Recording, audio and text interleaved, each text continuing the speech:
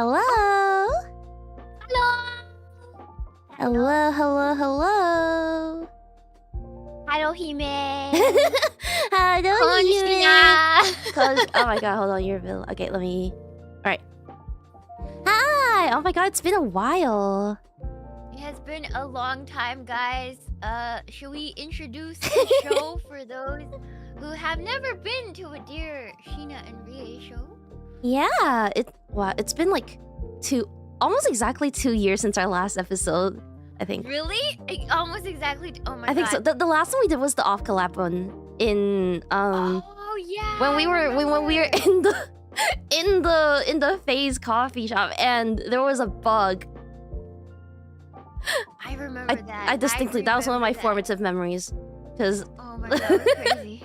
Yeah. That was crazy. Yeah, there was a bug. I remember that. Oh my gosh. Himebito one. Okay. This should be around a good level. Alright. Yes. For those of you who may be new to this podcast, Dear Shiina and Rie is a podcast and advice column where we talk about it's basically like just literally just girly things. Yes, it's only women content. You guys are that's all we do. Women content for the 19% female viewership that I have apparently. Well, it's like if you have any burning questions about women or stuff, matters of the heart, I guess. Matters of the heart. You can ask us. Okay, we're totally experts. Yeah, keep talking. We're totally experts, man. Totally, you can trust us, right, chat? You can trust us with. You know, I actually got a question or like a submission from someone who was like, "Why should we trust you?" That was your first mistake. That was your first mistake. That's your first mistake, chat. You thought you could trust us. That's crazy. Wow. That's crazy. Okay, I'm gonna try something. So, okay. Try talking. Okay, I can't really tell. Chat, is this a good enough level for you guys? Kani. Okay. Kani. Kani. Okay, there. Oh my gosh. Kani. You know the well, 𝐒𝐴𝐚𝐥 𝐌𝐞𝐻. Yes! That song, it's so cute. The moment I heard it, I thought Shiina. It's so cute. It's so cute. Somebody made a little animation. Yeah, I don't know, like the little jumping. Little dancing. Yeah, I think it's so a Blue cute. Archive meme at first or something. Is it? Yeah, Oh my god, so many good stuff come out of it was Blue Archive or something. I swear, all the good memes come from Blue Archive. No, Blue Archive is killing it, man. Oh, they have all the cute girls too, like the best girls, honestly. Exactly. Yeah. Oh, Shiroko. Yeah. It's so cute. I love the brain rot race ones. Yeah. I love all the brain rot. You know, I had a meeting with Sakura, and he's like, "You need more brain rot memes." So you need more brain rot memes, huh? I'm like, how do you even start beginning to cook a brain rot meme? I don't even know that. Smiles. I know you can. You're the Gen 2 resident brain rot meme. Remy. Like, yeah, you and Remy. She's the for hawk real. to my Tua. You know. Yeah. That's a brain rot meme of 2025. Good question, honestly. I feel like a lot of it has just been like regurgitated over and over. It's literally just Hawk to Skibidi over and over again. It's okay. I trust. Yeah, I don't think we got anything good, and we haven't gotten any good 2025 memes yet. I don't think so. I don't think so either. At least like not. I haven't seen one. Not ones that have like really stuck. I like Glorky, but that's not like 2025. I think. I don't even know what that is. It's like you know the little alien edits of like Miku or like Oh yeah, Miku. Okay. I love. I don't think Miku. that's taken off like completely for 2025. Yeah, the last one I've seen is the Goonicide. Wait, is that the okay? All right. TikTok historian, let me tell you about the goonicide. Yeah, tell me about the goonicide. What the frick is that? So I think it was like a couple weeks ago now, like January or so. But there was a video of this guy in I think it was a drive-through or parking lot. There's a video of something like that where like this guy was caught gooning in his car. And yeah, like he was just like straight up jorking it in the car. Oh my god. And then that went viral, unfortunately. And viral for okay, that's a horrible way to go viral. Honestly, somehow it went viral, and then like a week later, the guy killed himself because he was caught jorking his penis. Yeah, and I mean, if you were caught jorking your penis and it went viral, wouldn't you kill yourself? I mean, I wouldn't be caught in that position anytime. Like, what the hell, man? What? He was married with kids, chat says? Okay, that's... Oh my god. Okay, yeah, if I was married with kids and I was caught drinking my penis... Imagine being this guy's kid and like you go to school and then everyone says, instead of like my condolences for your loss, is like, lol, you're the goonicide kid. That's horrible, man. I guess that set the tone for 2025. That's crazy. That's the vibe, unfortunately. We're already off to a great start, aren't we? You know what? Why is that a thing? I was gonna tell you right before stream started. You're like, what did you do for Valentine's Day? I'm like, I streamed. But like literally, okay, I went to go pick up wine to marinate my thing that I was cooking. Yeah, no, and then there was like okay, I don't know if this is worse than being caught jorking it in your car, but like the couple in the parking stall next to me when I was at the grocery store were just straight like donging. They were just straight up donging. Yeah, they were like inside each other. in the fucking BYG parking lot, bro? Really? Like, dude, in the Safeway parking lot at 9 a.m. in the morning? On like Valentine's Day hasn't even fucking started. Don't you have standards? Don't you? I know, don't you have standards? You didn't even wine and dine yet. 9 a.m. in the morning? Come on, girl, you can do better. Yeah, Jesus Christ, man. I hate Valentine's Day. Can't do it, guys. What are my plans for after the stream? I have to go to the supermarket to get some stuff for my stream tomorrow anyways. So I'm gonna go hunting for like for chocolate on sale and see like I'm gonna see what's the best deal I can get. Because I've seen some that are like up to like 90% off. Yeah, they get like especially any heavily Valentine themed ones get like marked super down. There's some that have like freaking wine in them. The ones that have like bourbon in them. Oh, delicious. This is a McDonald's. I think it was. I don't remember what it was. It was probably McDonald's. Oh, and after he unhimade, like there were a bunch of people who showed up to the very same McDonald's that like he went viral in. And like held like a vigil for him. Like they brought like candles and like signs and everything. The gooner. Dongs up for the gooner. The gooner. Dongs up for the gooner. Dongs up for the gooner. Pay your respects. Dongs up for the gooner. Gooners united. Even he died a legend. Wow. Yeah.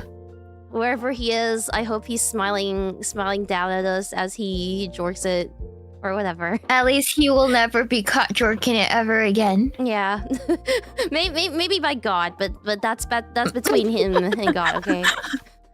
It's between him and God. May he be jorking it in heaven. May he be jorking it in peace. Also, oh my God, know if we're gonna cover apate.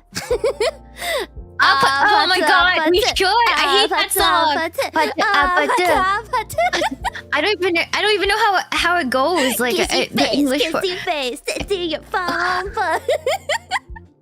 Don't Don't you want me like I want you, baby?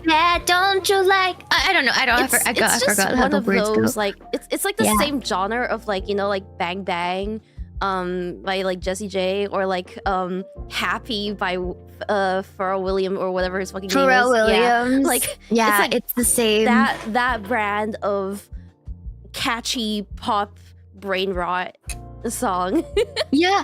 No, like people don't even, because it's like made for the American market, but like the meaning is lost on people because people are like, what the frick is an apatu? I'm like, it means apartment. Spell it out, dude. It's in the name. APT. You're going to the apartment. Yeah, it's I hate that song. I don't know why. This just annoys me more than any other song. I'm gonna force you just cover say with me. apartment. Just say apartment. I'm gonna force you cover with me one way or another. It's gonna happen. Yeah, no, we should cover it. Yeah, you've it's gonna happen. When are our lines gonna get split? Okay, after stream, I'm gonna lock in. After stream, yeah. Okay, yeah, lock in. After my canon event. I'm locking in too, man. We're locking in. Yeah. We're locking in only brain rot content this upcoming year. I gave you guys one serious song. Now get ready for only shit posting. So good, bro. When I first heard it reminded me of something like from like Hannah Montana, or like one of those like Disney shows that you would hear like in the 2000s. Yeah, I asked for Jesse McCartney. Yes, that's exactly it. It's so good. I asked for like, I want to feel like I'm 14 and deep. Yeah. It's like this is what me in like 3rd grade or 4th grade would listen to on my Walkman, lying in bed after school. Yeah, man. I want to make you feel like you're like in the back of your parents' car and you're looking out the window and you're like, I'm so deep. I'm in a music video. Like, that's the vibe I wanted. Yeah. And yeah, the producer did a very, very good and the job. drawings are also cute as well. So if you haven't seen it already, go check out Shiina's new original song. Thank you. Thank you. Me.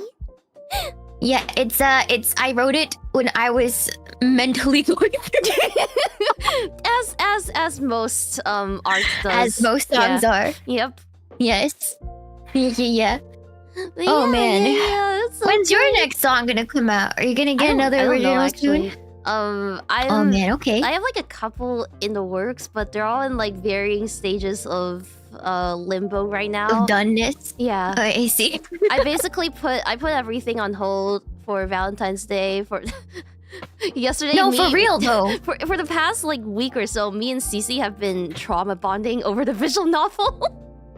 Oh my god, yeah, you put in so much work for that. I was like, well, who's working on this thing? And it's probably, me, I realized Cece, it was Millie, you. and the video editor. We were, oh my god. It was our canon event. Oh my god.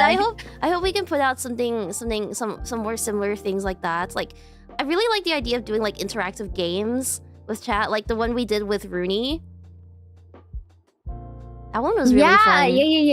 No, that was really fun. They're just really hard to plan because it takes a lot of planning. Like Rudy and I, we have to write the scripts. We have to prepare like the assets, and then like get someone to like put it together if it's gonna be like a game. Which, by the way, all of it yesterday. I don't know if people could tell because I was talking about it after in my memory stream, but it was all done in OBS. Wait, you were doing that manually? Yeah, we did you that didn't all do in OBS and like video. Oh like, my using god! Video editing and then like. No way! I thought there was like you guys used what the other thing, like the thing we used for Hag Garden. Like the game programming, right? No, we did that all in OBS and like Premiere Pro. Oh my god! Oh my god! I was sweating bullets. That's why like when you saw like a little bit of scuff, that was honestly expected. That's nuts. But... I would have been like, I don't know what I would have done. I would just be, oh my god, the mental illness. The mental illness yep. would be so crazy. Mental illness. Oh god. That's why I refer to it as my canon event. But also, why did we trust chat again? Why do we trust chat in the first place, man? Every single time there's like something with like interactivity. You guys always get the bad end. Like, always get the bad end. They never get the good end. There's actually a good end plan for every single one of these events, but chat has never once gotten the good end ever. Like, you guys are so fucking bad at this. I'm sorry. Y'all are dumb. Last time you guys killed me off when I was literally the police officer. That was crazy. I know. Like we were trying to make it so obvious as well.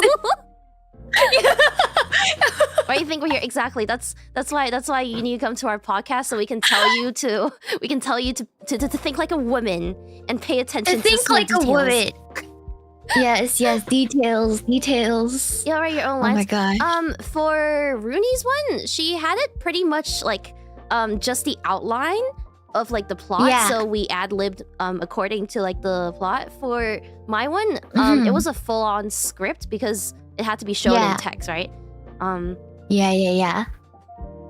Hive mind commands. It was impressive. How many times can you fumble the same bag over and over again? Come on.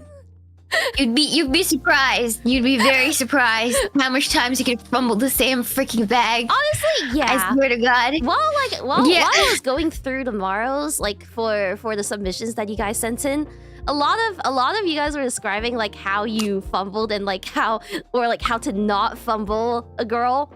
And reading some of these anecdotes, I'm just like, oh man.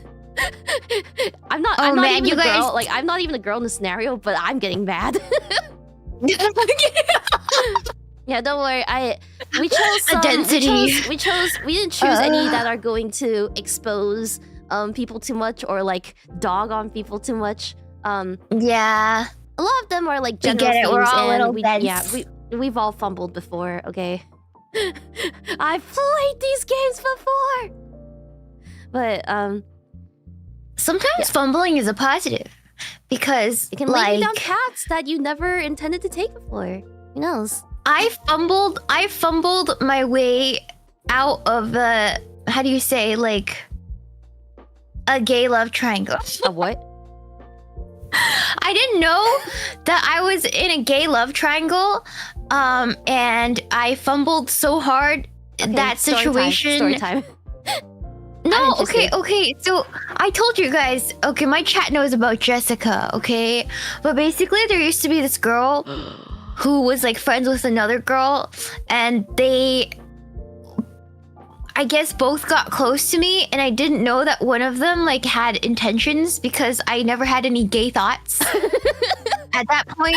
So like she was trying to make moves on me, but I didn't really think it was romantic.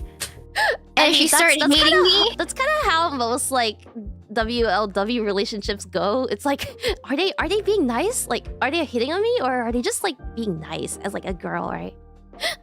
Yeah, but like I was so I was definitely the obtuse angle in that triangle, right? Like I didn't know what the hell was happening. I don't even know what an obtuse angle is. I'm not gonna lie. It's like the widest angle, like oblivious, just completely oblivious that it was happening. Oh, okay, yeah. Yeah, and then just like, because I didn't give Jessica any attention, because she liked me, she started talking shit about me because I didn't realize that she liked me. Man, how fast do women turn on each other that way, man? I don't know, man. It's terrifying, chat. You guys think you're scared of women? Jesus Christ. Oh man. Wait, yeah, no, that's what I'm saying. I feel like you've talked about this before to me. I did. It's that one, right? It's her, yeah, right? It's that one. You know what's messed up? I didn't tell chat this, but we had a photo shoot. We had a yaoi photo shoot, and yaoi photo shoot between two women. A yaoi photo shoot. I was dressed up. We were dressed up as like a dramatical murder of all things, right? I was like, I hate how this gets worse, okay? I was dressed up as Kojaku. It's always DMD at the scene. It's always. I was dressed up as Kojaku, and then she was dressed up as Alba, and she was like, "Can I kiss you?" And I was like, "Yeah, sure." Yeah, sure. She says, and then wonders why. And I did it for the Vine. I freaking did it for the Vine. What's wrong with me? They have a crush on you, and now why they're mad at you that you didn't realize they're making moves. Wow, that's crazy. I'm so stupid. I'm so stupid. I'm so freaking stupid. I was like, oh, it's just for a picture, you know? God, the autism shield is insane. To be fair, I understand that. I understand because, okay, when I was in high school, I was like sort of cosplaying before I stopped due to surprisingly another person named Jessica, which is like this other bitch that I fucking hated. Okay, but we're not talking about that Jessica right now. All right. I think I had a photo shoot as it was like Vocaloid, and I was Gumi, and then there were a couple other people in the group. We had like this kind of group of like Vocaloids, and there was a Gakupo, and we did like some like kind of like ballroom dancey coupley poses, and then the Gakupo, which is like a, you know, your typical like mask girl like cross-dressing, right? Yeah. She did this thing for one of the shots where it's like, you know, like in K-dramas how like they like slide a finger under your chin and like tilt your chin. Yeah. Tilt your chin up and then like stare at you in your eyes. Like yeah. Classic. This was, I think I was like in middle school, so I had never been this physically close to another person before, let alone like a girl like staring me right in the eyes, and like our lips are like inches apart where I could like basically feel her breath on me. Yeah. I deadass thought that was how I thought that was gonna be my first kiss. I was like, this is it, right? You know what? I'm proud of you for not being as stupid as I was. This is it, right? Like I closed my eyes and like almost like leaned into it. She smells so good though. She did smell really good though. Yeah, I think I don't know. Maybe that was my a little awakening for me. Honestly, if you're a cosplayer, that's like 1 foot into the gay. The tension. It's true. The tension, even though it's like obviously, it's like I bet this is how it's actors for the vine, feel, right? Like when they do like kiss scenes or like sex scenes in movies. Yeah, exactly. You're doing it for the shot. It's for the shot, but then like the emotions feel so real in the moment. Like it feels so real in the moment. I know. Yeah, with cosplaying, man. You ever wonder why a lot of these cosplay girls turn out gay? It's probably because most of them are cross-dressing and like doing like yaoi photo shoots. Yeah, exactly. If that was a little awakening, then it was a large awakening. Oh, Scarlett Johansson. What? Scarlett Johansson. Yeah. She is very pretty. Yeah. Who was mine? Hold on. Who was mine where I had to start questioning? Hold on. There are a lot. Like, there's a lot. I don't even know. Anne Hathaway. God, I have no clue. Halle Berry as well. I'm not too into Anne Hathaway. Really? Personally, I feel like she's aged really nicely. Like she's looked the same. She did age very nicely. Like for the past 20 years, I swear. Yeah. Dove Cameron, she's so pretty. Understandable. She's like gorgeous. Looks like a doll. I know. Yeah. Jennifer, wait, I need to Google that. I like she's the one that's, oh my god. What's she in?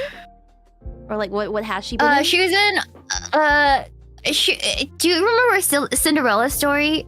The evil with Hilary Duff and the evil godmother or evil stepmother. That's Jennifer Coolidge. Okay, yeah. Completely understandable then. Yeah. I wonder, has Chad had any gay awakenings? Someone said Ryan Reynolds earlier. Ryan Reynolds. or you know, I feel like the universal one is like Henry Cavill. Yeah. Like people like Henry Cavill. It's just universally. Like Jason Momoa. You're like, wow, that's a good looking guy. Yeah. Like you don't even have to like it's not even like something for you to realize that you like men, right? Or for us that you like girls. Keanu Reeves. Keanu Reeves. Yes. Here's Johnny. Denny. I love Keanu. DeVito? not Danny DeVito. Orlando No. Oh, he was like the shoe-in pretty boy for a while. What was he? Orlando Bloom, right? Orlando Bloom. Yeah, I feel like women like him more than men, though, right? Probably, yeah. Brad Pitt. You know who's cute? Dane DeHaan. Who's that? He's like a little pretty boy, like a little pretty white. Little pretty. That, you know how little that narrows it down. No, wait, I don't know many of those. Wait, hold on. what's his Dane name again? DeHaan. Hold on. Let me search up Dane, like DANE and then DEHAA. Oh, okay. Dane DeHaan. Oh, I see. He's got like. Oh my god, why does he look like a? Why does he look like a younger Elon Musk? He looks like in a this one little photo? emo. Like Why does he look like a little Elon Musk? ew. Okay, yeah, he usually plays like a villainous character, but like he looks terrible in like half the movies, and in half the movies he looks like a pretty boy. It just depends on how his hair is styled. True. It's weird. True. He just looks evil. He does. Oh my god, he's got like the blue-eyed person stare. You know, like. Yeah. He has the INTJ stare. Crazy. Yeah. He just looks evil. He looks like he has a malevolent energy. Malevolent little. He has a malevolent That evil twin gaze. she'll pay. Yeah. Acting / He's an theater evil twink gaslights you aesthetic. into being gay in many such cases. That is a very specific subset of people, I feel like or like a very specific coincidence that happens a lot, like theater people and gay people. It's like a Venn diagram of two circles almost overlapping. Wait, gay people and theater kids. no, it's so true. It's so true. And art kids. Art kids are all gay. I don't know why. Like half my class was gay. Oh my god. I went to this art school in Beijing for like a year or so, a while back. And like, let me tell you, I think in that single year, I met more gay people than I've seen in my entire life. Like, you'd be surprised because like it's in Beijing. It's China, dude. And then you hear all about like, you know, like, oh, the censorship. Yeah, censorship. But like, yeah, that singular year, it probably overloaded my gaydar, like to the point your where I was gaydar, like, yeah. Everyone who dresses like they all have like such immaculate fashion as well. I don't know how to describe it. It's like any girl with a wolf cut in China, gay. Yeah. Like if they have a wolf cut and they're a girl in China, they're absolutely gay. Have you seen like the videos or like the posts from like xiaohongshu of like the lesbian thirst traps, the Chinese lesbian thirst traps? Oh god, I fold so hard. No, like my friend is 100% gay, right? So she always shows me these thirst traps. And I'm like, girl, I might be like, yeah, they're good looking, but damn, like, you're so gay. Like you're so gay. No, you're so homosexual. Is that a bad thing? They're also pretty, man. They are really pretty. They are really pretty. Yeah, there's also like that one like TikTok of like F-wordy.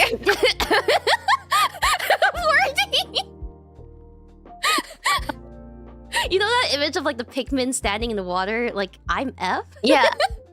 Yeah. You know what you're talking about. I'm that bundle of sticks. Yeah, there's that one TikTok that I saw of like a women's bar in China as well, where like this girl, she wears like Chinese traditional clothing, and she's like a dancer, and she gets up like all close and personal with you. And then like she'll like take a lollipop from your mouth into her mouth, or like no. I do like the dancing. Like only girls can go to that bar. Yeah. And she'll like give you a Chinese lap dance. Beautiful lap dance. I don't know. That doesn't like describe it, right? It's like it like really court doesn't do dancing. justice. It's so like alluring. Yeah, it's so graceful. I understand oh my god, why like emperors back in the day had like multiple concubines. Because if this is what you're getting, yeah, I know. Like I don't know if it's like possible not to fold. For real. I know. Yeah. Yeah, crazy. I understand now. I understand. Yeah. I always said that if I was reincarnated into like any sort of like drama or like media, it would be one of those like period dramas.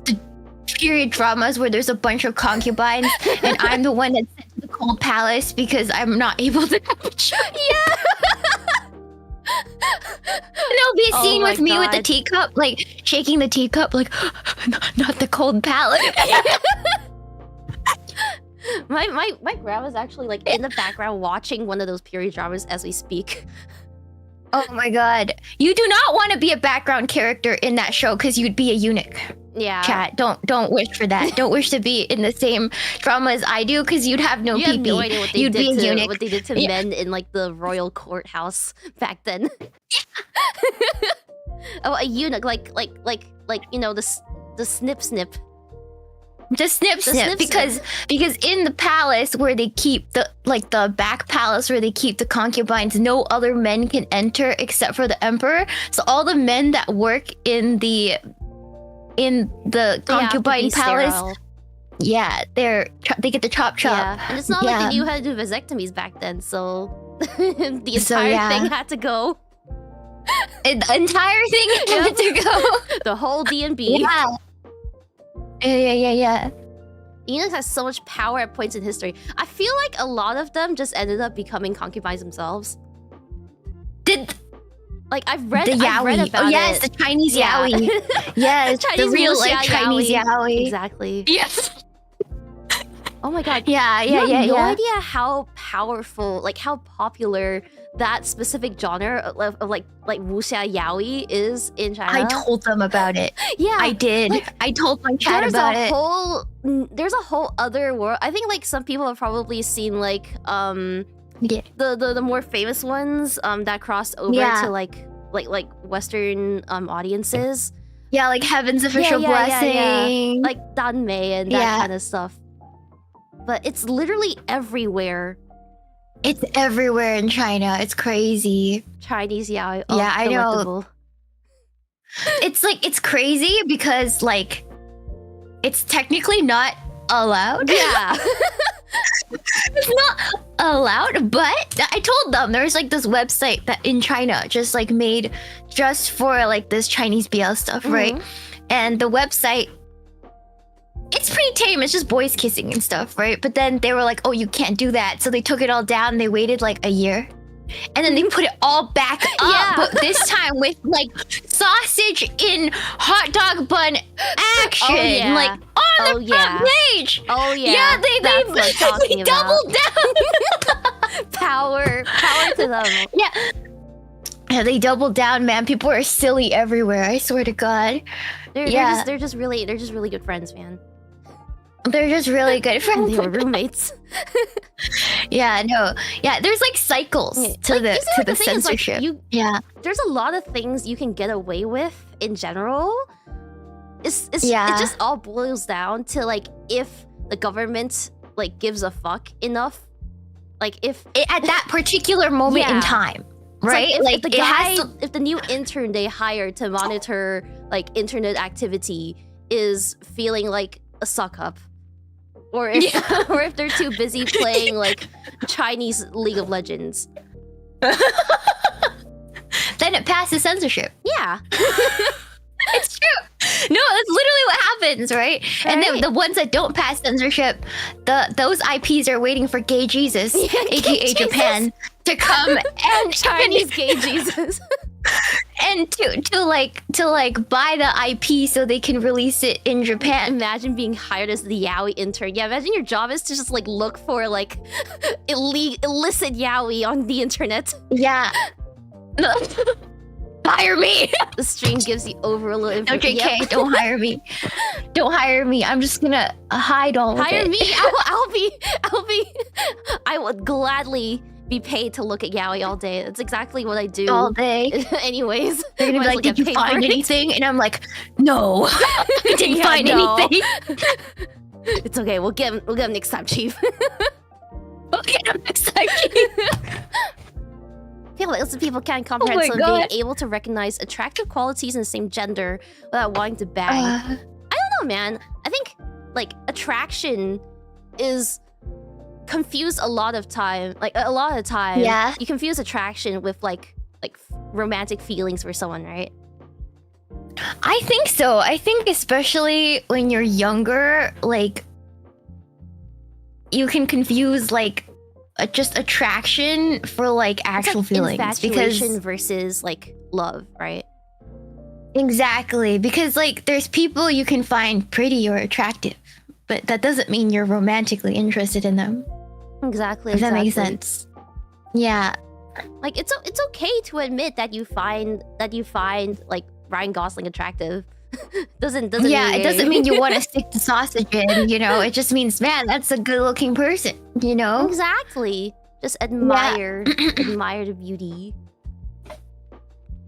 The sister was like that. She thought she was. Yeah, I think that happens a lot. Like that's why there's like a questioning phase, right?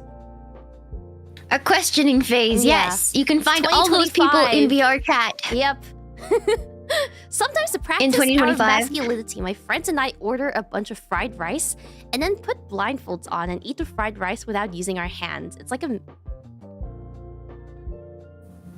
That's an admission. I mean, it's not a confession stream. You didn't have to tell us that. You didn't have to tell us your illicit activity, your gay activities. Oh my god, Chief, get you him! Didn't have to I be found one! You didn't have to... Not the self-report. Honestly... Hey, you know what? It's not gay unless your tongues touch, you know? Once your tongues touch, it's gay. So just, I hope you know that. Why do you have to practice your masculinity in the first place? That's my question. Wait, why is that a thing? Wait, do men practice your masculinity? Is that like, you know what? You know what it is? You have to keep it up. You know how in those wuxia, yeah. You know how wuxia manga, or they have to like cultivate their powers? Is it like that? You have to cultivate your masculinity. Otherwise, like you have to sit under a waterfall. It gets your power starts ebbing. Yeah, like there's like you have to reach enlightened masculinity. Enlightened man. Oh my god. Yeah, that's crazy. That's crazy. Yeah, we should do that next time. I think that'd be a really good group bonding activity to do. Wait, cultivating our femininity? Yeah, but like if it's feminine, instead of fried rice, we have to order like, I don't know, avocado on toast or something. Avocado, yeah, or I don't know, man. Or like a what is salad. femininity? What is like salad every day? Yeah. Mr. Andrew Tate. I don't know, man. Isn't that guy in like Romanian jail or something? Andrew Tate? Yeah, like didn't he get like sentenced to prison in Romania for like human trafficking? Human trafficking? I'm not sure. I'm actually not sure what happened to that guy. I feel like he kind of fell off the face of the earth like last year. Yeah, he did. He was last year's news. That's that. Oh, he's in Korea. Why is he in Korean jail? No, I think they're mixing him up with the Johnny Somali. Yeah, the guy who got beat up by like a bunch of Korean people because he disrespected the country. Yeah, he got beat up by a bunch of Korean streamers. It was crazy. I heard that like they like a bunch of other Korean streamers were like putting bounties on his head with like donations. Yeah, man, don't mess with the Koreans, man. They're so like their personalities are so like, oh, things have got to be a certain way. You have to go with a certain way that it goes.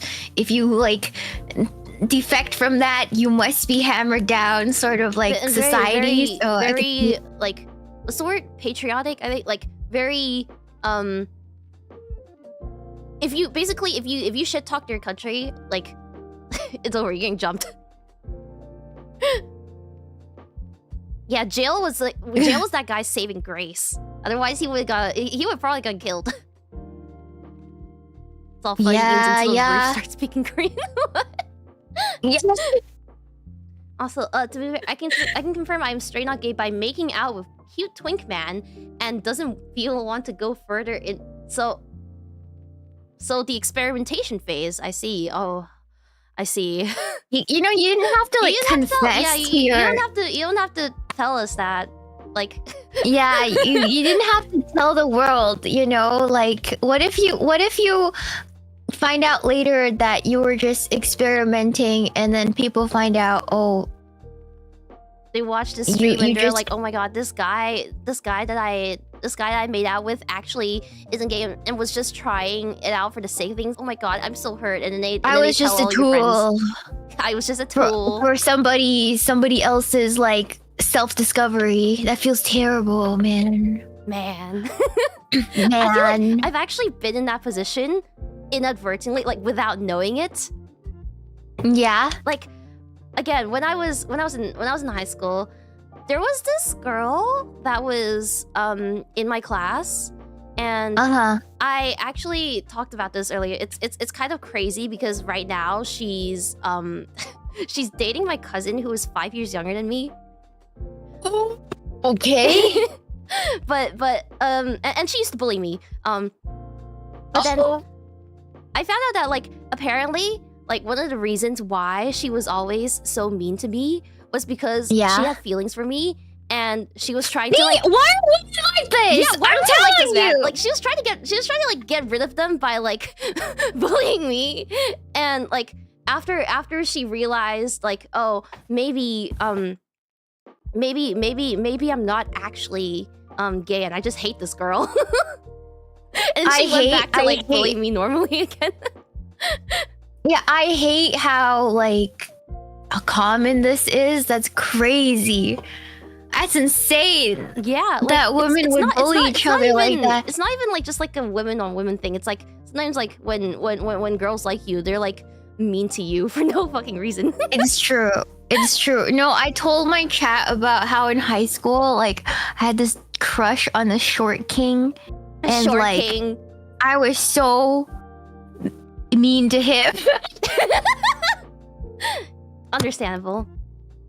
No, because it started out not like a crush. Mm-hmm. Like it started out like I was actually annoyed at him. Fun of his height for just no, I didn't make fun of his height. He was so disruptive in math class. I remember, and he was so annoying, and he kept bothering me. And then he got under my skin one day, right? Mm-hmm. And I was like, frick, maybe I like this short king, and I never got to confess. Oh. Yeah.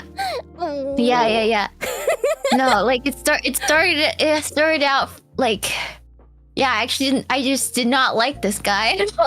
Many such cases, enemies to lovers. And then man got under my skin. It was crazy. Enemies to lovers. Yeah, it was Armani Code Boy. Armani Code Boy? What's that supposed to mean?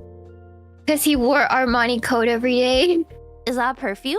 Or like a cologne? It's a cologne. Ooh. I don't think I knew anyone who wore cologne in high school. Man, kids just, I feel like they do now. I feel like they probably do now. Yeah. Yeah, like now I heard that cologne wearing is like on the rise. Honestly, now that's a good thing. That's a good thing because it's better than Axe. Yeah, I prefer cologne over Axe. Yeah, Axe smells like I think garbage. In my school, if you wear cologne, you get bullied. Really? Yeah, they call you Wait, gay. what? All right, your high school is stinky. It's full of like edgy Asian kids that like God. you know the type that like listen to like 8 Rising and like yeah. Yep. Yeah, I do. That has never changed. It has just changed like over time, or like in my era, because you're from like a slightly different generation. But in my era, they lived a couple centuries down the line. Rap music and pretended they were like African American. Yeah, I think that's still a common thing that happens. It's not as bad because before they would just throw around the N-word. But now you get canceled for it. Now you get canceled, and that's true. And before you wouldn't get canceled for it. Like that's just something people said like everywhere. Like just back then, just Asian kids trying to be cool. It was kind of cringe. Vine did not help. Like the rise of like Vine and like early TikTok did not help with that. Yeah. No, people still say the N-word. Yeah, but you guys don't understand how common it was. Like, you wouldn't get sent to the principal's office. Oh my god. If you said it. Because it was just slang. Me of something that happened in my high school. Yeah. There was this kid that like yelled out the window to this like freaking year 7. Year 7 is like an 11-year-old. Like this high school senior just yelled out the window to like a 11-year-old on the football field. Yeah. It was like, go back to the cotton fields. I was like, I was there to witness the whole thing, and then like immediately like 10 teachers came running to the classroom where he was at. What was that? Oh my god, that's so rough. Out of pocket. Like I think that was like the incident of our year. Oh my god. Jesus Christ. I can't even talk about the incident of my year because it was on national television and you guys would be able to dox me. Okay, tell me after. Yeah, I'll tell you after. Yeah, my school was kind of infamous. At my school as well. Yeah. I think one was like, there was a bunch of, there was this event called like 24-hour, like sports events where like the kids would stay overnight in the gym and like do stuff for charity or whatever. And like a bunch of kids got drunk, and one of them went from the roof and pissed on one of the teacher's cars, like from the roof, like aiming it from the roof. Oh, no way. What? I don't even know how these kids make it up to the roof because there's no like ladders. Usually it's like locked, I think. Yeah, like I don't know how they make it up there because like when I was a senior, they stacked every garbage can in the school into a giant tower and put it on top of the roof. Honestly, it's probably for the best. And they got one of the principal's car on the roof. I don't know how the hell they did that. How? But they freaking somehow got a teacher's car on the roof. How? Like, I don't know. It's a mystery. I don't know how they did that. That's no senior pranks are insane. Yeah, I don't know how. To this day, I still have no idea how they did that. I don't know. A way we used to bring ladders. What? That's crazy. I don't know what they did. Yeah, I don't know, man. That's just impressive. That was the most crazy thing I've seen. I would be mad. That's just impressive. Yeah, no, it's like those kids should be engineers. Like they should be working for NASA or something. For real. Why do you choose to use your powers for evil? For evil. No, my school is legit evil. Like most of the kids went off to work for like those companies that are everywhere but you never hear of, or like hedge funds or like MLMs. Yeah. Not MLMs, but like those companies that are behind every other big company, but you never hear about them, like where the real money is. Like hedge funds. That's crazy. Just in finance. That's crazy. Yeah, like they're just crazy. Like like BlackRock and stuff like that. What is BlackRock? You should look into it. It's kind of interesting. There's just like a huge like financial like. Yeah, no, it was crazy. Or they went on to become like actual actors and singers and stuff. Ooh. So my school was kind of infamous for being kind of like a breeding ground for like the craziest people in society. Yeah. You know, my high school has produced not 1, not 2, not 3, but 4 corporate VTubers. And like and that's the legacy? Yeah, that's our legacy. But like no one else freaking knows. You know what's horrible? Okay, I have a private Instagram. You're on my private Instagram. Yeah. So you see I post the beat, for your story right? like all the time. Yeah. Yeah. Yeah, so I post my B a lot because I still think I'm a freaking nobody. But I got a message from an underclassman. Oh no. Oh no. I got a message from an underclassman the other day from high school. She's like 2 years younger than me. And she's like, it just said one thing. It said, Shiina? Question mark. I was like, no fucking way, right? There's no way, right? There's no way, right? There's no freaking way, right? Are you? Yeah, I know it's over. I didn't pursue. I left her on red, but Jesus like, Christ. Oh, yeah, I watch her too. Oh, she's the reason why. Oh no I got way, a you're a sad fan? beat. Oh, you're a fan That's too. crazy. Me too. I'm such a huge butter cookie.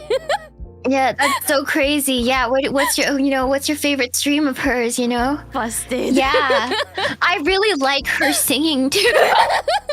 just glaze yourself. Just gas myself up.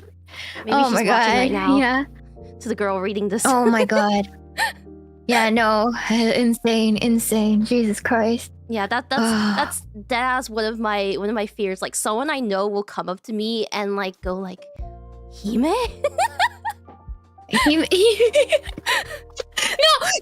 it was mortifying. You know what's the worst thing? I think she's a VTuber too. Oh god. Oh and god. I don't know who she is. I don't know who she is. Show yourself. It's crazy. Yeah. Oh god, what if it's like someone you already know? Oh, that's like terrifying. No, there's a high possibility of that, right? Like, there's a high possibility of that. That's a thing. Like, the VTuber sphere is so small. Oh my god, it's actually so small. That's what I'm saying. Like, I was giving them horror stories about like my time in the cosplay community and stuff like that, and then it's like it's so dramatic, so and I'm like, crossover. you know why? It's like the same bitches. It's the same bitches. It's the same bitches. It's not even. It's the same community. Yeah. That's why it's so dramatic. Because that community, it's literally the same community. It's the same goddamn people. Like I'm telling you, the VTuber community is comprised of like 3 major like subgroups. It's like the cosplay community, the 𝐼𝐸 community, and the 𝐸 community. Like exactly. It's so incestuous. You have no idea how many so people are like they're actually they were actually childhood friends, or they actually went to the same school or something. Yeah, it's actually insane. Yeah, the pipeline is real. The pipeline, all those girls come from those 3 places. It's true. The same bitches. It's the same bitches. That's why it's so dramatic. Yeah, that's why there's so much drama, because all those communities had crazy drama, right? Yeah, it's like every couple weeks, I swear, not even weeks, every couple days, you'll see another viral like call out post or something like that. I swear. Yeah, no, it's so bad, and it's over stupid stuff like half the time. Like half the time, it's just like, why are you airing your laundry on the internet? Like, put it away, please. Wait, you copied my design. I can't believe this girl would cosplay the same character I did. That's not allowed because I'm that character. She's the same kind of drama. I hate it. I hate it. Yeah. No, it's so bad. It's so bad. Okay. All right. We've strayed off topic for a while now. Should we get to reading some of their letters? We should read the letters. Okay. Yeah. We have 20-something letters to go through, all with varying different themes, anecdotes, topics, and there were a lot of people that sent letters in, so thank you so much for all of your like contributions. Shiina, I need to share you the login link for tomorrow so you can access them too.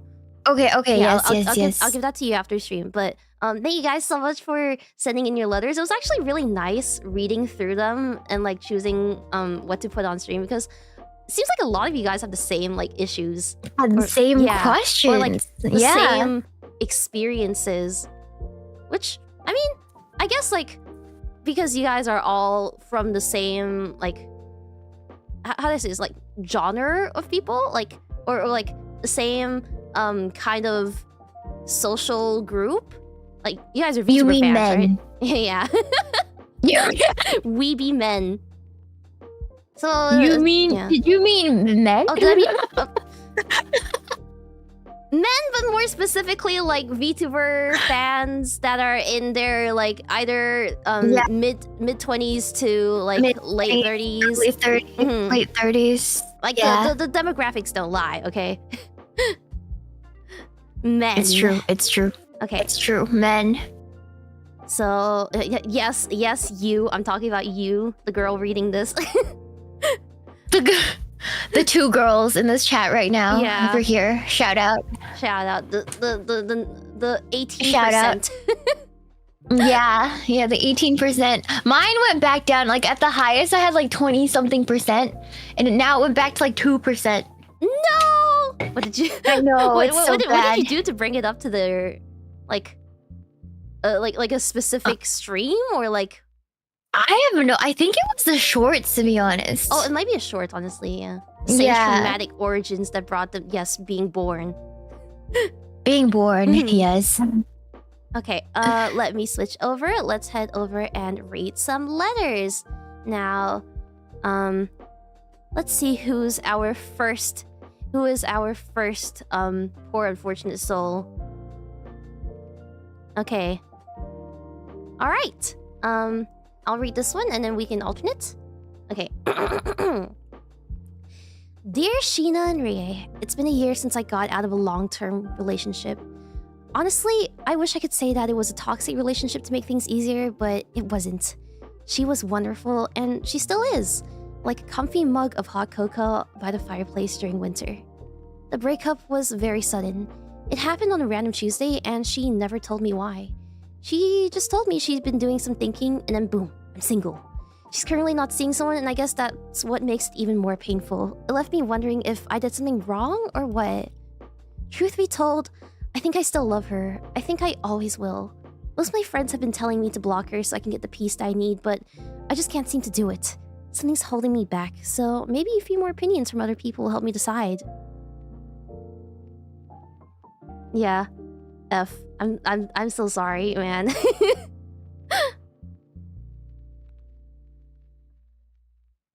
You can go first.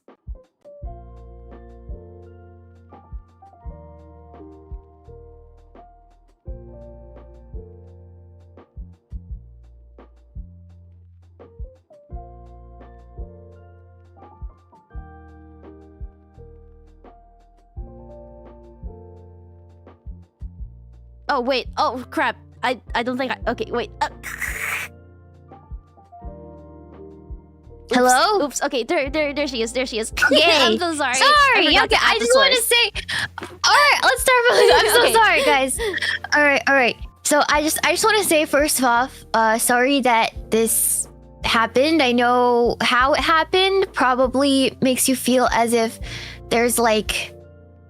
tons of loose ends and you can't get the closure that you obviously your mind will desperately want at this point, right? But when I read this, I do want to say that despite all the self-doubt you might be having, you're like, oh, why you're really thinking. I can tell you're really thinking about it in like an inward way. You're like, what did I do? Did I do something wrong? And I just want to take this time to remind you that when people do stuff like this, it's never really about you, especially if they don't explain. It's more about them, right? It's not, you should, I think it's not good that you're overthinking about what have you done or whatever, when this breakup was obviously something that she wanted and she wanted.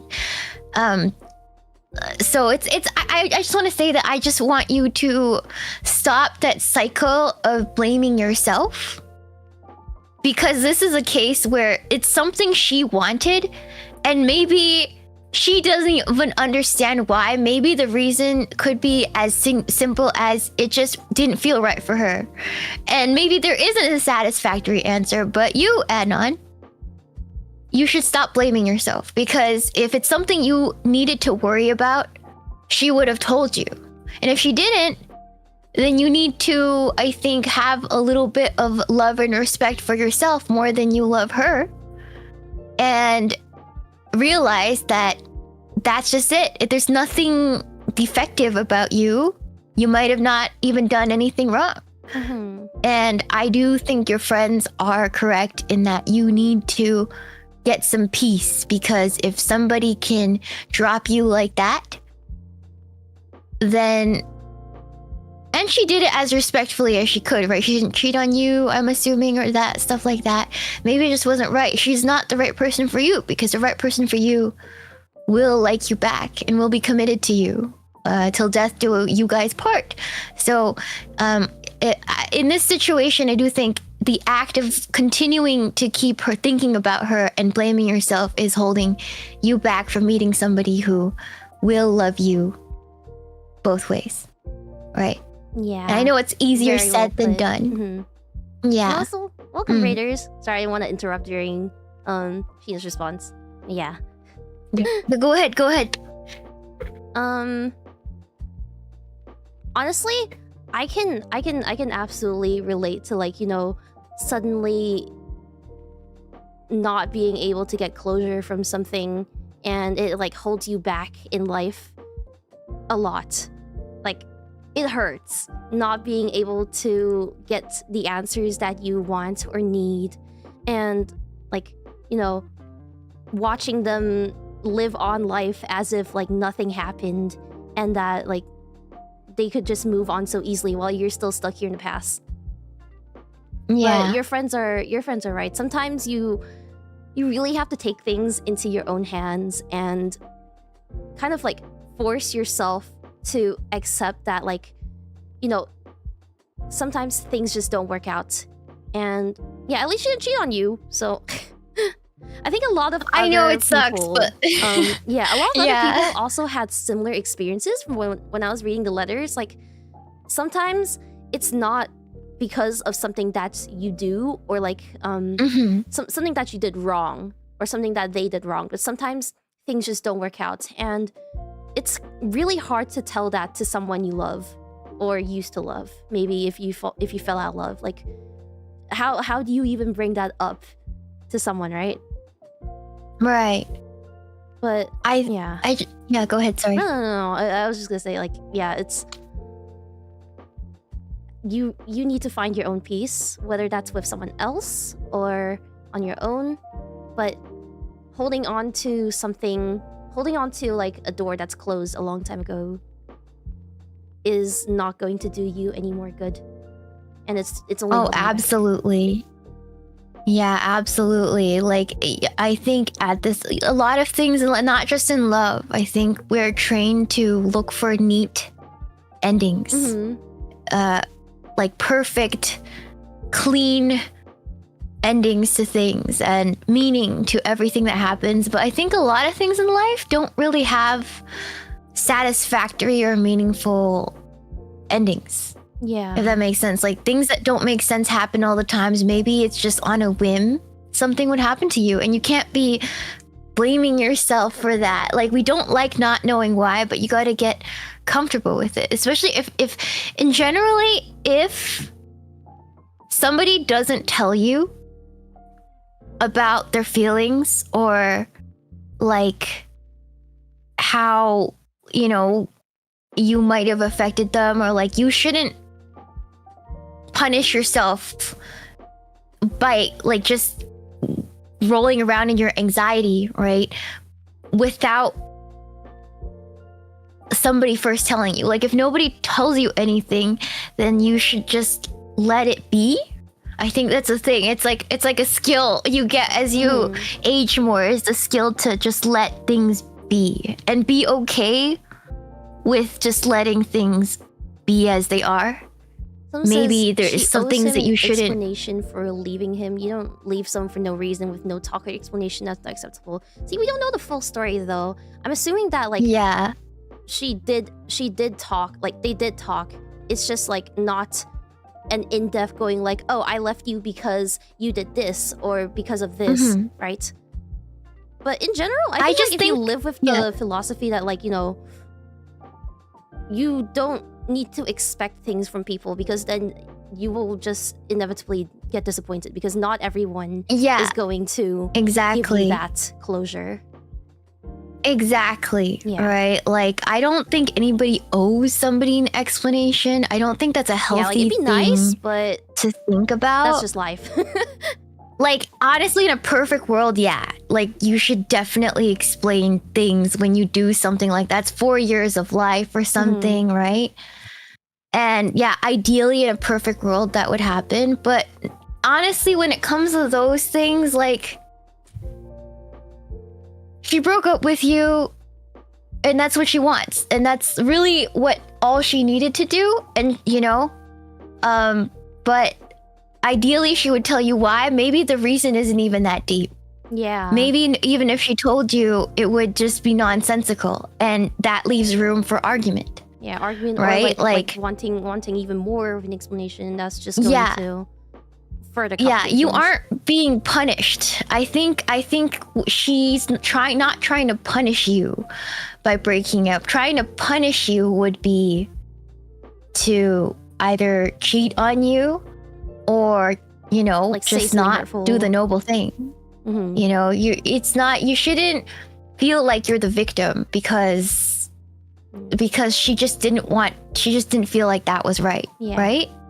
Like, it's just a situation where she didn't feel like that was the right relationship. And maybe you're just not the right person for her. And it could just be something as like stupid as that. And there's nothing you can do about it. Like, no matter how much you obsess over it, that's her truth. Right? That's her truth. Yeah. It's a long-term it's a long-term relationship. I know, but that's how she felt. I don't think 4 years is long, personally. I mean, for someone who's been alive for like since the stars. No, I don't think 4 months. I don't think 4 years is long. I honestly don't. Like, to me, that's like, I think with modern dating, I feel like people feel like 4 years is a long time, but that's a short amount of time to know someone. That's like a short amount of time to know someone, in my opinion. Right? Like, I don't know. I don't know. I think people are jumped the gun. Yeah. Yeah, no, not for me. For me, 4 years is nothing. Like, that just, wow. Like, that you can barely have time to truly know somebody just by hanging out with them for 4 years. Like, you know your real friends longer than you know these people you're dating. Like, that's nothing. That's nothing, guys. 4 years ago was like just when COVID was ending. If you think about it like that. Yeah. Like, if you started dating someone in COVID and you come up to now, that's 4 years. You know, in the grand scheme of things. I don't think that's not long enough to know. In Vtuber years, I don't know. Long. It's not a long time. In Vtuber years. Yeah. But yeah, I'm saying, like, nobody owes you anything. I think you're in for a lot of unhappiness in your life if you feel like people owe you every explanation. Because then you always feel like you're owed something from this world, right? But that's not how life works. Like, in a neat world, yes, there would be perfect explanations for everything, perfect endings, perfect reasons. But unfortunately, the world owes you nothing, and sometimes you get nothing. You get nothing. Like, there's no reasons for things happening. It's just like that. Yeah, you know? And I think, like, one more thing about this is that, like, you know, we're all just human figuring out our emotions, like, on this journey called life, right? Maybe she's not the best at expressing herself either. Maybe she's trying, like, not to, like, I'm thinking as like a girl, right? If I had to break some news to someone that I loved really dearly, I would really want to, like, try to explain the best I could, but sometimes maybe my emotional maturity just isn't there yet. Or or maybe, like, I'm not good with words and I'm scared of hurting them, so maybe that's why it could have happened so fast. And then, like, I remember seeing some other letters where, like, instead of like a sudden breakup, it happened like she was distancing herself and, like, asked for a break or something like that. Like, it could have happened like that instead too. And if it did happen like that, then you would probably still be left with the same questions, as so many other anons have like have told us in their letters. I just think you'd be left wondering, even you say she's currently not seeing someone, but if she was, you'd also overthink and be like, oh, did she just like somebody else? You know what I mean? Like even if she was seeing somebody right after she broke up with you, that would leave new questions that you're not going to get answers if to, you're right? on the receiving end of the breakup, you are going to have questions like that, like regardless of how it happened, I feel like. Exactly. I think so. And like, she could have done the unnoble thing and strung you along for years. I think a lot of people do that. Sorry for laughing, but that happens a lot with my friends. Like, they get strung along. I've seen it happen to a lot of people, for like 8 years. Like I just talked to a friend, my friend, who just gone through a terrible breakup after 8 years. They have not had any relations together for the last 4 years of their life. Oh my god. No relations, no romance. Yeah. And nobody wanted to make the first move. Why? Like, why do that? Yeah. You get strung along for 4 years on top of that, right? So if you think about it that way, it's like, that's as clean of an ending as you're going to get, even if you didn't get an exact reason. Right? Yeah. Yeah. So I would say, like, out of love, Anon, I would definitely try to let go of that door. It's closed. It is closed. Despite you wishing, despite you will always think of her, despite you grieving that love, it's closed. Like, you gotta look at try to find somebody who's gonna reciprocate, who wants to be with you. That makes sense. Yeah. Yeah. Ooh, that was a heavy first letter. It's a heavy first letter. It's tough. I know. It's tough out there. Yeah. I believe in you. It's real grief. This is real grief, believe chat. in you. The fact that you wrote this letter for us and like asked for advice is already proof that like you're ready to take the first step. So don't doubt yourself. I think this Anon is very romantic, very sweet. Yeah. Yeah, to like care about somebody that much. Yeah, if you're hurt, it means you're a romantic person. It means you love. You know? And that's you loved really hard, and you know, it sadly didn't work out. It's really upsetting, and you'll always remember who she was. Yeah. But I kind of like I have this sort of like belief or like philosophy that the people that come into your life that you love, you never really stop loving. Like, even if they hurt you, even if like it blew up in flames, like it's like something that stays with you, because you can't really forget. With you. Yeah, you can't forget like the love that you had for them, and I don't think that ever really truly goes away. You just kind of, like any sort of grief, you don't ever forget, but you learn to live with that or move forward with that. And it gets easier. It gets easier as time goes on, like any sort of grief. Yeah. I promise you that. But you just got to take those steps, and when you're ready, you know? Yeah. Okay. All the best hopefully to you have friends that'll be there for you. Obviously, you have really good friends. Yeah. So, so they'll be there for you when you're ready. Yeah. Yeah. Okay. All right. Next one. You want to read this one? Okay. Dear Shiina and Rie, last year I went on a date with a really cute girl, and it turned out she was a psycho. Do you have any advice on how to tell someone is a psycho before or during a date? Context: I met her because a friend asked me to. She was kind at first, but when things didn't go as expected, she would be very toxic and manipulative. Yes. Yes. Yes. The secret Menhera, the secret crazy toxic woman. The hidden. Obviously, there's like not a lot of context. There's not a lot of like context, so what this person says is toxic, manipulative. There could be a lot of behaviors. Like, you can't really tell. I feel like dating or meeting people even as friends is Russian roulette. It really is. It just I can't tell, so I don't know. Yeah. I can't tell. I've run into some pretty terrible people just trying to make friends. Right? You And know, it's like a lot of times it's like you don't really know how psycho they are until like something Things get triggers them or real. something happens. Like the girl I was You know talking what's about a that like started saying? bullying me because she had feelings for me. Like I couldn't tell before Yeah. like when I was just friends with her, right? Yeah, the reason, okay, here's the reason why I said 4 years isn't a long time, because there is a saying with us older girls that if you, literally all the girls I know who've been in really long relationships like that are obviously going towards the marriage route. Mm-hmm. You don't get into your first really big fight until year 3. All the fights you had up until year 3 Kinda are true. nothing.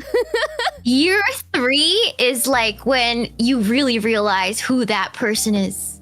And you get into your really first big fight, and either it makes or breaks that relationship. That's why I say it's not a really long time. 4 years is not.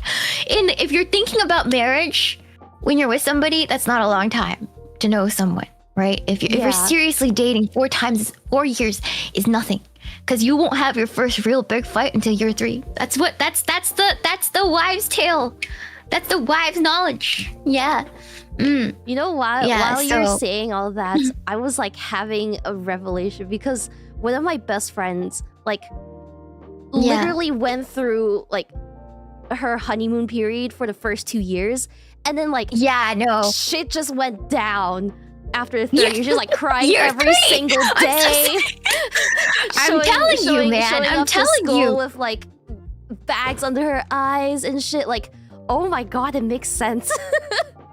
Yeah, no, it's true. Like I know that sounded like, oh, 4 years. It is a long time if you've only lived like 20 years. That's a fourth of your life, right? But like in the grand scheme of things, no, this is like we're talking about forever. We're talking about the rest of your life, True. not the amount of time you lived until now. We're talking about the rest of your life, right? So you don't want to you don't want to like Only yeah. Think about Sorry, like when you said when you've only lived 20 years, I was Maybe that's like why I'm just 4 years saying, feels like long for to the me. people who are saying 4 years is a long time, I'm like, are you like 20 years old or like 25? Because it's not a long time. I'm telling you guys, 4 years is nothing. It passes like a blink. The past 4 years have kind of passed like a blink. I won't lie. It's like a blink, right? And do you Yeah. realize the older you get, the faster each year goes by, and the year is like it's like nothing. It's really literally is. just like you blink and it's gone, sort of thing. Yeah. Okay. I'm saying Let's most see. marriages happen before 4 years, somebody said. And do you know what happens to most modern marriage? Womp womp womp.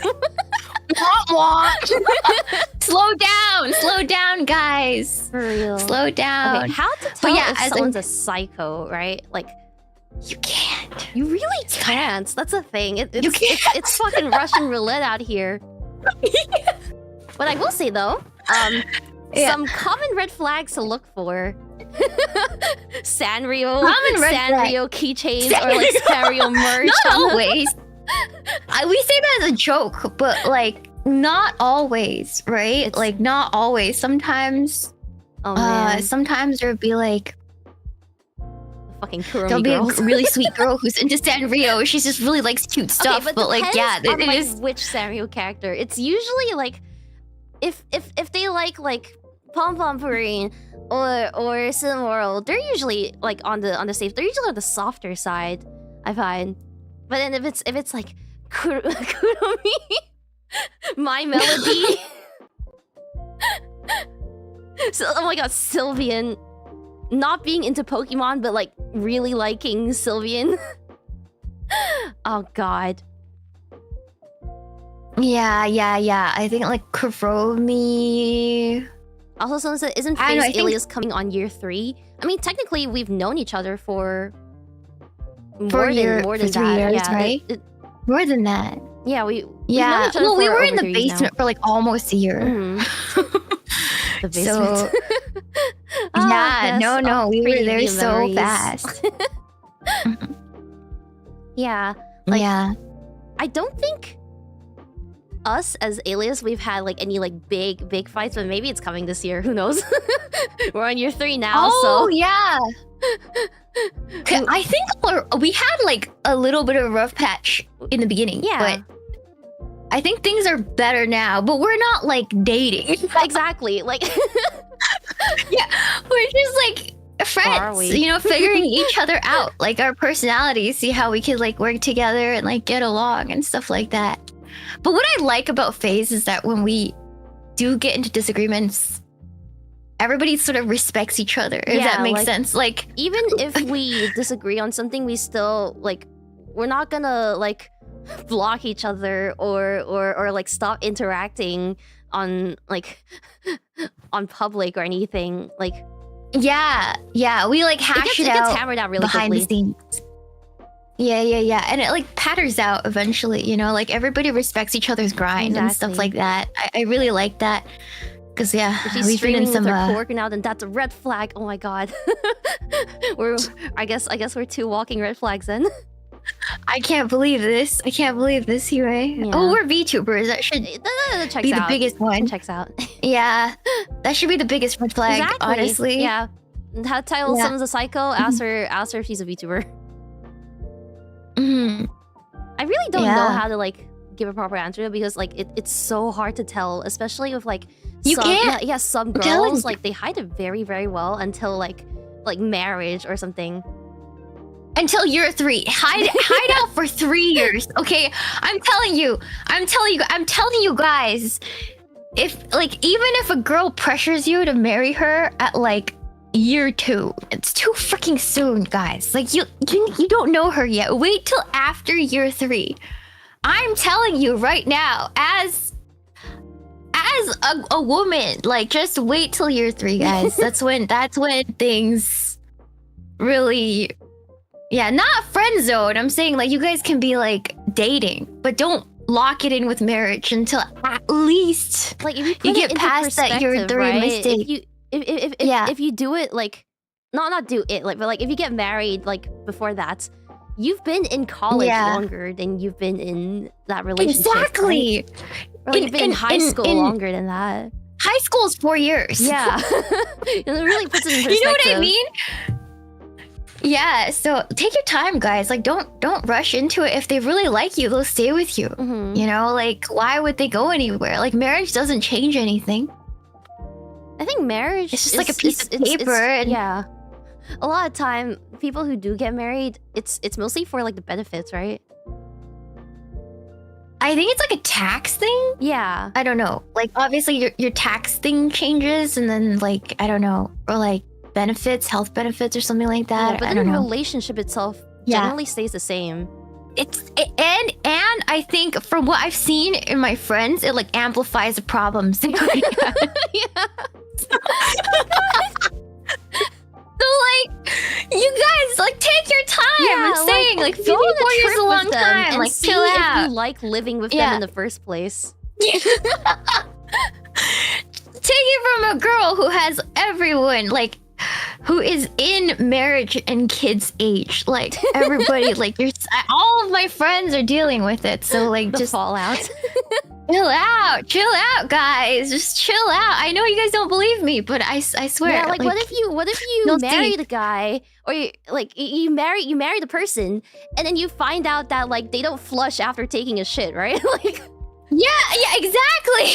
Like, you really don't know. You can't really don't find out know about these things unless you like get to know them first. You get to live with them or like experience what living with them is like. Exactly. Take your time, guys. Slow down. Okay. I'm saying. Yeah. Thank you for the letter. Let's move on to the next one. Let's see. Oh, how many love confessions did you two receive through this?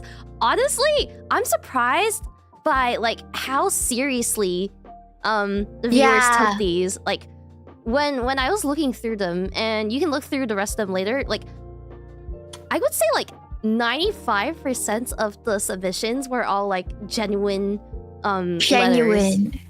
There's like a couple like mean ones, but like a lot of you guys, I think we caught them in a contemplative mood. Yeah, go ahead. Sorry. No. It's just like it's a nice change of pace for once, for you guys to be taking something like this seriously. It's like we want to get down and deep and stuff. And like I was expecting a lot more like, oh, oh, how do I confess to the girl on screen right now? Oh, or like how do I find sad girls in my area? How do I find the gat to my Rizzler? Yeah. The hawk to my tour. Like I thought it was gonna, how do I 𝐃𝐨𝐬𝐿 Rizz somebody, or like, you know, that's like what I thought. Maybe because it's Valentine, people are in your feels. Okay. Let's see. Oh, this one's interesting. You want to read it? Yeah, sure. Dear Shiina and Rie, every day I struggle with myself to avoid falling in love with a certain phase girl. I know it's unhealthy, and cold logic keeps me from ruining myself. I understand that nothing good will ever come of it. I feel like passage of time is setting me on the right path, but I still have ups and downs, and my heart skips a beat whenever I think about her. What should I do from here? That's really cute, first of all. The Parasocial. But I don't want to encourage this, right? So, how do you say, like, I think this is a question of feeling parasocial, right? I think that's, we got a lot of questions like this, right, Rie? There were a surprising amounts of like similar questions, so I picked the one that kind of like conveyed it the best. It's good that you are aware of the fact that it's parasocial. Yeah, like, it's really sweet, but if liking a content creator is hurting you emotionally, then, and you're not really having fun, it's okay to take a step back anymore. It's okay to take a step back, guys. Like, this is supposed to be fun, and like, if it stops being that, then I think it's in the ball's in your court, and you can definitely choose to step back and like get your mind back into like equilibrium, if that makes sense. Just like feel a little more normal again, if that makes sense. I think it's like, meet people. This line of like work, or should I say like this form of media, makes it very easy to feel like, you know, feel this way, right? Because if it's all you're watching and all you're spending your time doing, it's basically like, it feels very similar to like getting to know someone in real life and like hanging out with them and things like that, right? But unfortunately, this is just the reality of like VTubers or content creators in general and parasocial relationships.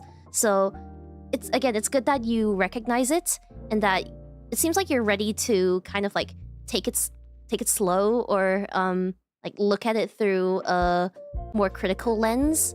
And I think it'll pass. Like,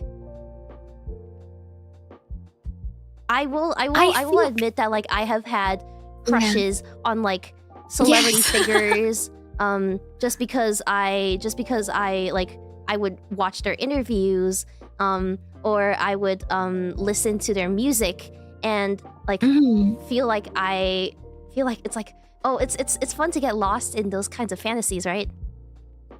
Or like even like a fictional character, right? Like say like you watch a TV show or you play a game, and it kind of feels like you're getting to know that character, right? But then again, life goes, like life moves on. Maybe like in a couple years, VTubers they won't be a thing anymore. We'll all be replaced with AIs, and then it'll just be like a blip in the past that you look back on. I also want to say that with content creators, we are showing the most idealized, most entertaining versions of ourselves for 3 hours every day, or however many times we stream. So I think the reality of knowing each one of us as real people would make you fall out of love with most of us. Yeah, like I'm gonna be really honest with you. We're really appealing because we love showing you guys like the parts we wish to show you, like the most entertaining condensed versions of us. But like the reality is we're normal people outside of this too, right? Like there's a lot that you don't see as well. So just make sure to ground yourself in that thought as well. Just yeah, if you make guys sure saw to my don't daily forget crash out. that. Yeah, no, we crash on stream. We'd have like a crazy good stream. All the comments are like, wow, that was the greatest stream on the planet. And then go to the DMs and it's like me and Hime's DMs like, oh my god, I'm crashing out.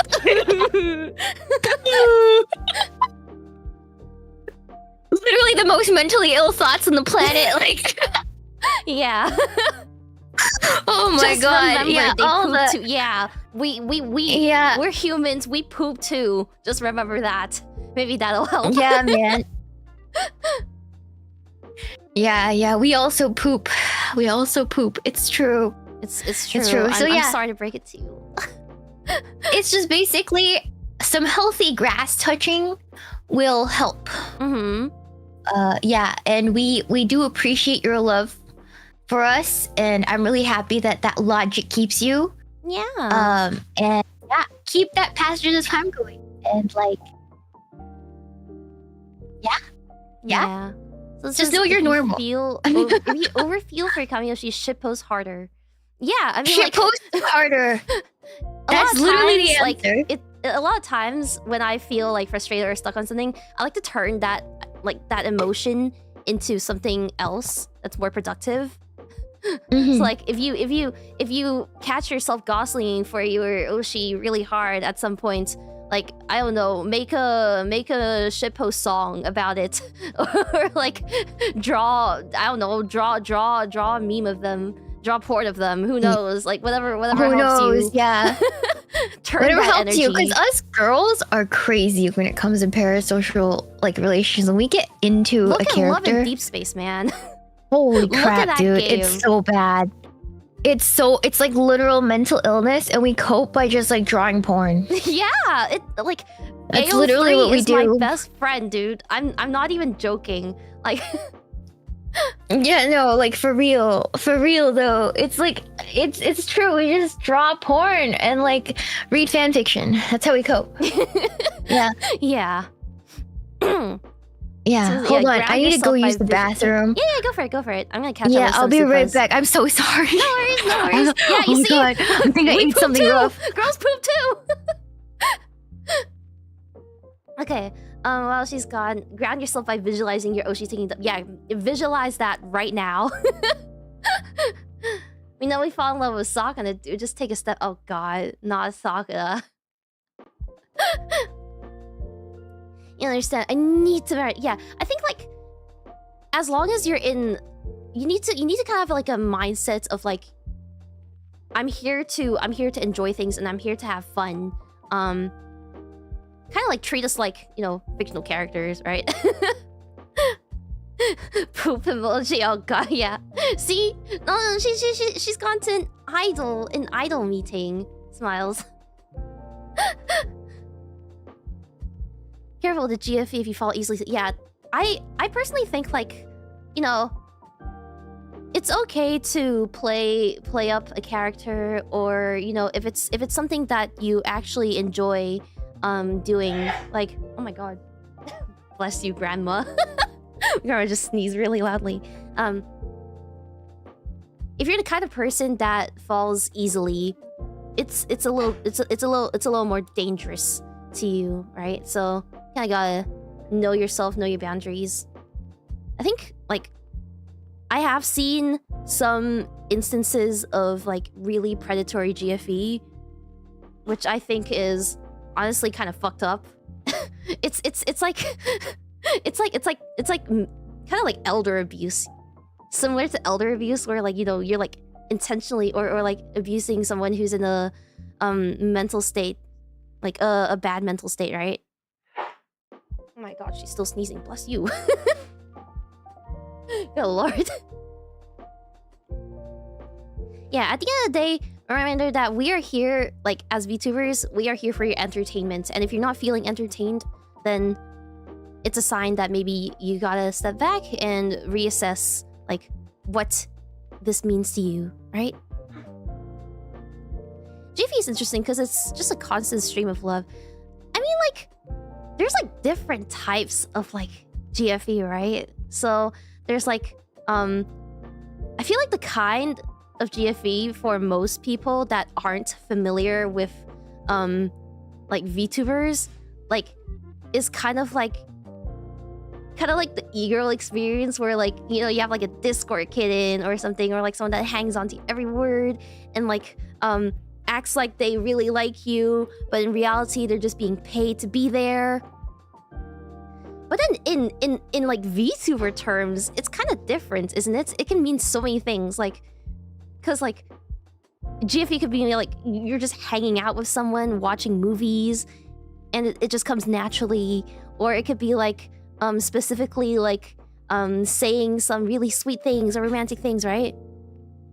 So you just have to like assess like what kind of streamer you can watch and be able to like maintain your sanity. What's GFE with the pushback? It's not true. So this is, why is it so easy to dream about VTubers? Dude, I know. I dream about, like, I feel like a lot of my dreams include people I've never even met in real life. So it happens so that I imagine meeting like the model. it's kind of weird. All right, I'm back. I'm sorry. It's okay. I was talking about like how it's so common to have dreams about VTubers, and I'm like, it's so yeah. common. Like if you're dedicating your mental energy to watching them like all the time, then of course they'd appear in your mind, right? Okay, I've had a dream about Shondo. Really? We were drinking a milkshake. Are you together? Close to her? No. I'm too, like, I don't even watch Shondo like all too much because I'm like busy, but I watch her once in a blue moon, right? But I had like dreams, but I think I've had the most dreams about Shondo. Oh my god! Out of any other VTuber. It makes absolutely no sense. I love her, but like I just like, what the frick? It's so weird. Yeah, no, it's weird, crazy. Man. No, I feel you. I dream all the time about like places that I've been to years ago that I haven't thought about in like ages, but for some reason, like I keep going back there. Like, do you dream about the other face girls? I do. I dream. That's the thing. Like, I dream about people that I've never met in real life, so I don't know what they look like. I only know their models, so I dream about meeting their models. And it's that's crazy, that's how I see Shondo in my dreams. She's just Shondo. I just like Shondo. Like, you know, like I just dream of Shondo as she appears on stream. Like it's really strange. It's really weird. She's haunting you. Yeah. She's haunting me. I don't know why. It's all fault. You bought the ticket. Take a ride. True. Self-delusion. I guess like you just have to know your own limits and make sure that like, you know, you're actually enjoying your entertainment. That means it does mean that you're actually enjoying it. You're like feeling what it feels like to be like a fangirl. Like what a fangirl feels like. Oh my god, you're right. Yeah, like you're that's normal. Like I know you feel like a crazy person, but like that's a normal feeling. You just gotta like channel it. You know? Yeah. Party cat. So I'll never get to marry my Kami Oshi. Monogosh Shiina. Yeah, interesting profile picture you got there. Interesting. Wait, what? What happened? Someone who's been a member of mine for apparently over a year says they'll never get to marry their Kami Oshi. Monogosh Shiina, are they even a member to you? I don't know. I have no idea. I have to see their name, but I don't know. I don't know which person you're talking about, but if I see their name, I probably know. Yeah. It's okay. Horrors are accepted here. Horrors are accepted here, as Aaron Amakina once said. Wise words. Yeah. Okay. Let's move on to the next letter. Let's see. Oh god, Sanrio Hello Kitty girl. Okay.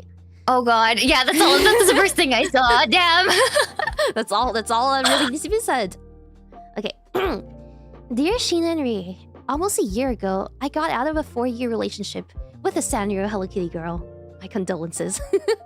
My condolences. I was emotionally devastated at the time since it was a pretty bad breakup that destroyed my friend group / circle, but I am doing a lot more better now. My family is kind of worried and is low-key pressuring me to put myself out there again, especially since my mom wants grandchildren. I just want to prioritize to do all the things I want to do that I couldn't do in my relationship. I'm also hesitant of getting into a relationship again, not because I'm afraid of women, 𝐒𝐴𝐼, but I guess because I'm scared of feeling vulnerable and getting crushed again. Oh, I get that a lot. Like, yeah, the feeling of like, you know, getting your heart stomped on and making you like not want to open, because it's like it's only natural to want to protect yourself, right?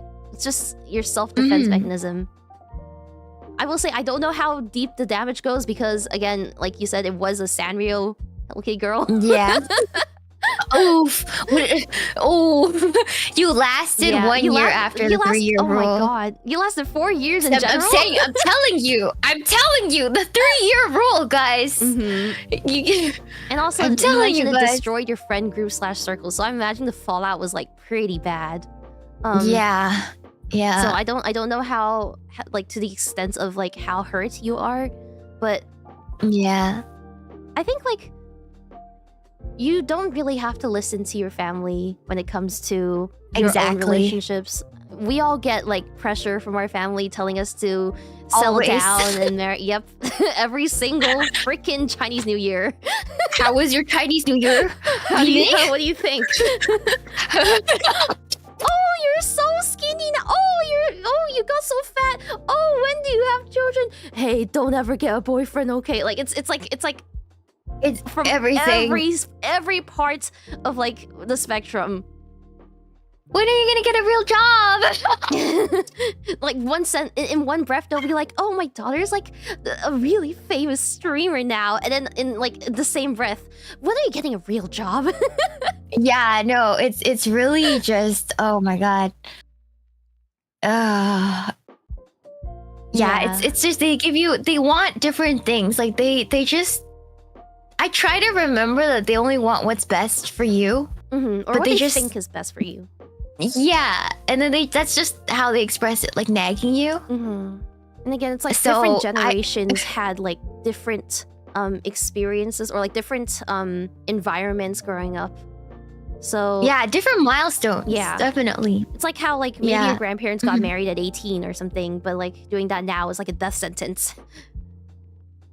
Yeah. No, like literally, like when did your parents have you? Like my mom had me at like what, 20, 22, 20, 25 or something like that. It didn't do the math yet, but definitely in her 20s. And then my aunt had my cousin when she was like 20. Oh, like they just live in a different world, guys. it is crazy if you think about it. Yeah. Yeah, insane. Yeah, and also the fact that you said that you wanted to prioritize yourself or like the things that you wanted to do, like that's absolutely valid. A lot of it's times, so like especially after you leave like a devastating breakup, right? You're kind of left with a lot of things that you neglected about yourself. Exactly. That now you have time to take care of. So it's okay to like take your time and like you don't have to be ready to put yourself back out there yet. Focus on yourself. Yeah. Exactly. I don't know if you know any of these girls, Hime, but I have a friend who throughout most of our life, because we were childhood friends, she's never been single. And she went through like probably like the 8th breakup or something. Oh, and God.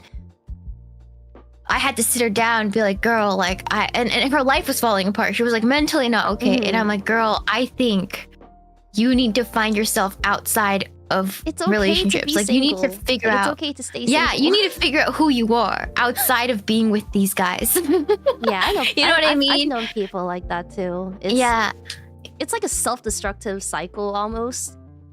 Yeah, because absolutely. They attach themselves to the same kinds of people, the same kinds of men every single time. and like every time. It's because of this that like it kind of like emotionally stunts their growth. Yeah, they gotta like do a lot of catch up, you know, and discovering who they are. Yeah, without anyone. So I think, you know, I think like the feelings of like being scared of being vulnerable again and getting your feelings crushed again, that's something that you work on yourself, like by yourself. Exactly. And there's no rush really to like get back out there and settle down with someone. I mean, like, if you're worried about not being able to have kids, you can always freeze your sperm. Like, that's a thing now. Like, literally thinking about freezing my egg. Yeah, no, legitimately, like. Oh my god. Like, no, I'm at that point. Like, I'm in the Hag chat. Like, let's freeze our eggs, guys. Like, this is so freaking over. Like, oh my god. Yeah, technology has really advanced now, so. Yeah. Yeah. Someone says my sister gets hit with it all the time. Yeah, biological. Like, that's the thing, right? They're operating on a completely different timeline to our generation. Yeah. We're stuck with like timeshare debt and like, oh my god, have you seen the amount of people like racking up crazy credit card debt in their 20s and like doing themselves to like a life of repayments and stuff? Like, our generation is not prepared for like adulting just yet. Okay? In this economy, just in this economy, in this economy, man. Chat, I can't even buy eggs. Like, they're $15 for 12. 15 American dollars for 12 eggs. Yes, it's actually dire here. Like, how are people having kids? What future do I have for them if eggs are $15? It was $10 to send your kid on a field trip when I was a kid. Yikes! You know what I mean? Future okay, I'm not at that point yet. Okay, give me like 10 years to actually live my life first before I have to think about freezing my eggs. Okay, I'm not there yet. Exactly. What the fuck, man? Yeah, no, you still have time. You're good. Oh my god, have you heard about like that one like super expensive like grocery store? I think it's called like Erewhon or something. Erewhon! I've been! You've been? Oh god, yes, how bad is it there? It's so bad. It's so expensive. To get one smoothie was like $30. $30? Bro, I didn't get it. God, my friends dared me, but I just smoothie for it to be $30 fucking. I know. It better be like like they put like Jesus's toenail clippings in it or something. I don't know, man. I'm not paying $30 for a smoothie. Like I saw this one TikTok of like it was like me bringing my Asian mom to Erewhon for the first time and like filming her reactions. It was like, she was like, "Mom, guess how much these strawberries are?" And then they would guess, and then it would be like fucking like $20 for a box of strawberries. Like, okay, if you ever come to California, we should make an Erewhon vlog. No. Okay, well, it has to be funded by like Fishman first of all. Okay, Fishman. It'll ask him to open his wallet, and then we will do like an Erewhon mukbang. Erewhon, oh god, like, and then we'll get like a little badge saying like, "I survived Erewhon." I went to Erewhon. Sakna's wallet did not. Sakna's wallet did not, but it's okay. That's not our problem. Go white girl, go. No, we should have a go white girl, go. But they know we're both Asian, so go. Pseudo white girl, go. Honorary white girl, go. Yeah. Honorary white girl, go. Oh my god. Yeah, you know, one thing I've been really wanting to do, I mentioned this because like I made a travel vlog for when I went to Japan. It's in my membership. Yeah. But I wanna like if we ever do like a Gen2 meetup, I wanna make like a travel vlog. We should. It'd be really cute. Yeah, like we'll film like places that we go and then like edit it all into like a really cute montage and like yeah. It'd be so cute. Yeah, I filmed a vlog for Korea, but I'm like shy about posting it. Oh, that's why you hide in Membies. That's why I hide it in Membies. That might be what I'm gonna do. Just hide it in members. Like, yeah. Yeah. And also, someone also said, Thanks for having such a genuine and serious stream. It's a nice change of pace compared to a lot of the less serious stuff, and worthy as my first chat. Thank you. I'm also like really grateful to you guys for taking things so seriously, and like pouring your heart out as well. It's scary doing that, especially to like a bunch of streamers. Like they can make fun of you anytime. Yeah, especially to us. Yeah, like we get dogged on for chat every single fucking day. Yeah, no, we are so silly every day. So like, it's really sweet that you guys are like opening your hearts up to us. You know. That's why hopefully we can make this a recurring thing. Yeah, that'd be really nice, guys. Yeah. Okay. All right. Let's go to the next one. Okay, you can read this. Okay. Dear Shiina and Rie, Hime and Shiina, my wife, and I have been married for 16 years. Aww. Wow, congratulations. Congratulations. And we need your unfiltered, chaotic wisdom. We ride motorcycles, we love the beach, and we want to celebrate our anniversary in December with something that screams power couple, but slightly deranged. What is your best or worst idea before we buy each other socks and call it a night? Oh, the matching socks. That's so cute. Oh my god. That is so cute. That is really cute. You guys have like matching pajamas. See, this is what real love looks like, guys. You gotta find your crazy partner in crime. The body to your twat, the hawk to your twat. That's what I'm saying, man. Yeah, the hawk to your twat. The Ohio to your wrist. Exactly. Okay. Yeah, I think skydiving. Yeah, you guys seem like adrenaline junkies.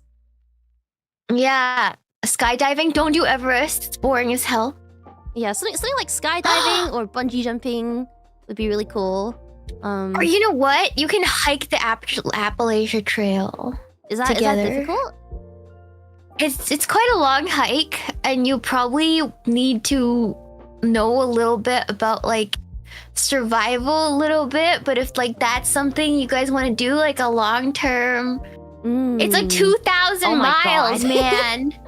But it's something you can like brag about. Yeah, like I really hiked. Cool. Like you guys can also like make a little flag, and like when you get to the end, you plant it on top.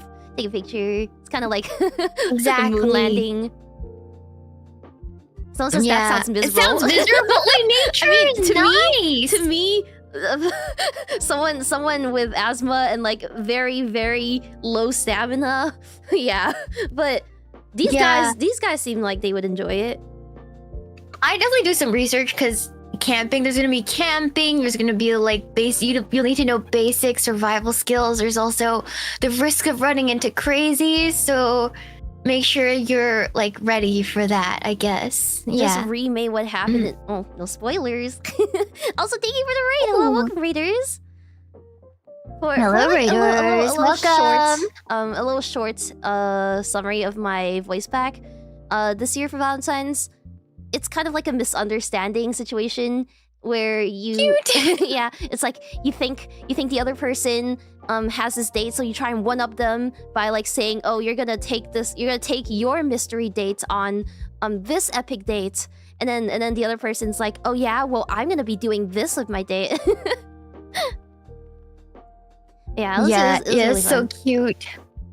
That's so cute, guys. Buy the voice packs. They're really Did you do really one cute. this year? Yeah. I did not because I was too busy, so I like opted out of the Valentine's. Okay. Yeah, it was a lot. It was a lot of workload around this time. Yes.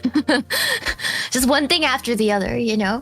So I didn't participate this time. Yeah, it's okay. Yeah. I wonder what else you guys could do if you don't want to go like something crazy. Or if you don't want to do something crazy, maybe you can change the pace and like go on a cruise or something. Cruises are actually like, especially after COVID, they've been like plummeting in price. I remember going on one like right after COVID in 2021, and like they basically like pay you to get on the ship. They give you like so much free credits to like use on like meals or like their services, like spa services. And it's a really nice like pseudo vacation because like sometimes you don't even need to leave the city. It just like, you know, rides around. stays stationary in the ocean for a while and then comes back. Like, you don't even have to go anywhere. Yeah. Chat says ride a hot air balloon. I've been on one. I've never been on one. What's it like? Oh my god. Oh my god. It was fun when you're in the air, but landing the balloon is the spicy part. Oh god. I'm It was the spicy part. We landed sideways. Let's just put it that way. The balloon just spilled us out. So like yeah, I went on one because my mom took me and my sister riding, and it just landed sideways, so it was like people tumbling. Oh god. How many people are in there like at once? It was like, I want to say like 10 people. 10 people just all tumbling like out on themselves. Just tumbling out of the basket. Yeah, no, it was rough. Yeah. Me, I'm afraid of heights as well, so that kills the Hime. That kills the Hime. That kills the Hime. I think like I'm okay with heights if it's like in an enclosed area, but like a hot air balloon is like yeah. I heard that hot air ballooning is, somebody said that skydiving is safer than hot air ballooning. That's crazy. I mean, there's no fire involved in skydiving, so that's true. That's true. You can't go to Hindenburg. The balloon catches fire, man. Yeah, you can't. You know, the worst case scenario, you die in a Hindenburg disaster. Oh, you know, you and your like 10 other people, and like it's over. You know. Oh god. Yeah. Yeah, that's crazy. To this, and I hope you have fun on your anniversary. You guys seem like genuine partners in crime. It's really sweet to hear that there's still. That's really sweet. There's actually people like that out there. There's actually relationships that go well. Right? So you see 16 years. Oh. What is 4 years in the face of 16, guys? And then it's gonna turn into 32 and 64 and who knows? Yeah, exactly, guys. We're talking about the rest of your life. Remember that. Okay, next one. Let's go. Dear Shiina and Rie, they say to love someone, you have to first love yourself. How do I begin to appreciate myself at a level I do for others? See, that was what we were talking about earlier, right? Yeah, like you gotta have enough you have enough love to give to other people by like, you know, giving to yourself first, holding it yourself first. You can't pour from an empty cup. Yeah, exactly. Like how I see this, and I had to sort of figure this out because I think, if I'm being honest, I am a late bloomer in terms of this. Like literally until the last couple months, I say I was always the most insecure human on this planet. Like I just did not love myself. I just didn't know what that meant. Right? So how I see it now is like, you're like a pitcher, right? And you're filled with the love you have for yourself. But if you're already like empty on that, how do you pour into somebody else's pitcher? Somebody else's cup. Right? You have to have extra water. You have to have extra love to give, right? And so like the question would be like, how do you fill your pitcher? It's like you can't really rely on someone else to top it up all the time, right? Yeah. Nobody else is going to top it up for you, because then that will require them to lose their love as well, right? It takes energy. Their juice. So like, how do you fill your own pitcher? And like, it's really hard to do. Like this is like the question of the century, right? Like there's so many people out there who don't know what it means to like, not even just like be neutral with yourself. Like there's so many people just live with daily self-hatred, right? Yeah. So let's not put the goal so lofty as like you have to love yourself. But the first step is like, I think, physically taking good care of yourself. At least that's how I started. Yeah. Like I've seen your transformation over the past couple years. And like I think another thing that's really like can really help you get started is like by finding inspiration. Like you are inspiring me to take better care of myself and like learn how to love myself again. Because like I saw how sad and upset you used to be, and then now you're like watching you flourish is making me feel like I'm so happy that I got to see it happen, because it means that like if you can do it, then like, you know, anyone can. Yeah, no, right? like you guys Especially don't know, like if you guys don't watch me, the hand that life dealt you, and you managed to get over all of that.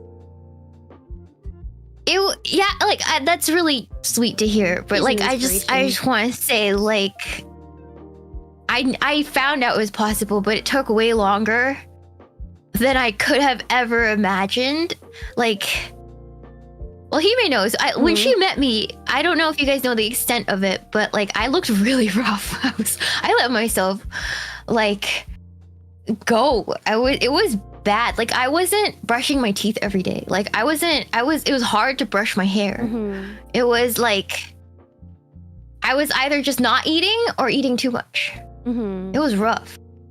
And I just didn't look healthy. I wasn't working out. I was only doing work. I was balding.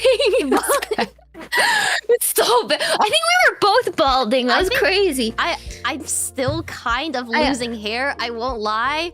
Like, yeah, no, every time I wash my hair, it's like I have to pull a clog out of the shower drain. Yeah, no, it's like I think it's a given because you've been working so hard. Every time you work, like you're stressed out a little bit, like you lose hair. That's just what it is.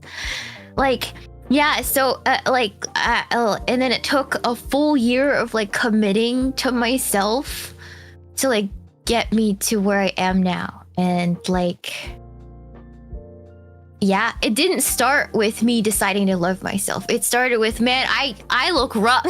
Yeah, I need to like take showers and brush my freaking teeth. You know what I mean? That's how it started. It like started like, oh my god, I went to see the doctor and my muscle mass abysmal. Yeah, like my fat percentage horrible. Like I'm literally made of. It's how that started. So like, so life hurts. Yeah. And then I had like 13 cavities. Oh my god, I recently just got some taken care of.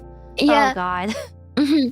Yeah, so like start there. Like start building these tiny habits. Like one thing, like you can say today, starting from today, I'm gonna brush my teeth every day. Yeah. This is like, it doesn't start like, with I love myself. It starts with, this cannot continue for any longer. Yeah. yeah, no, you that's how it started, right? And then you just like build up on those habits. When that becomes easy, you add another thing, right? It's like, you know what? I'm gonna start eating like one more vegetable than I used to. I'm gonna stop eating garbage. Yeah. Every meal. I'm gonna only start like eating garbage sometimes, you know, or like, you know, I'm gonna home cook one meal every week. I'm gonna delete instead Uber of Eats. yeah, no, it like not even like, because that's a big step, right? I would say, because I was Uber Eating a lot and just draining money. Yeah. I was like, okay, I'm gonna try to make myself one out of like a week, 2 days I will eat at home. And then it became most days. You know, so you gotta start somewhere. It doesn't need to be so, it doesn't start with actually appreciating yourself. It just starts with actually taking care of yourself, you take a look at physically. your life, and like you realize that this is not a standard that you deserve to be living at, and that you gotta step it up for your own sake, because you deserve better than this. Yeah, no, you do. Okay, if you think about it, like people that are in jail right now, how they live their lives. Honestly, like, are you living worse than the people in jail? Than us. Like, you're going to school. That's my awakening. I'm like, wow. Yeah, like my life is worse than people who are incarcerated, and that was like the wake up call. Damn. I was like, fuck, man. Fuck.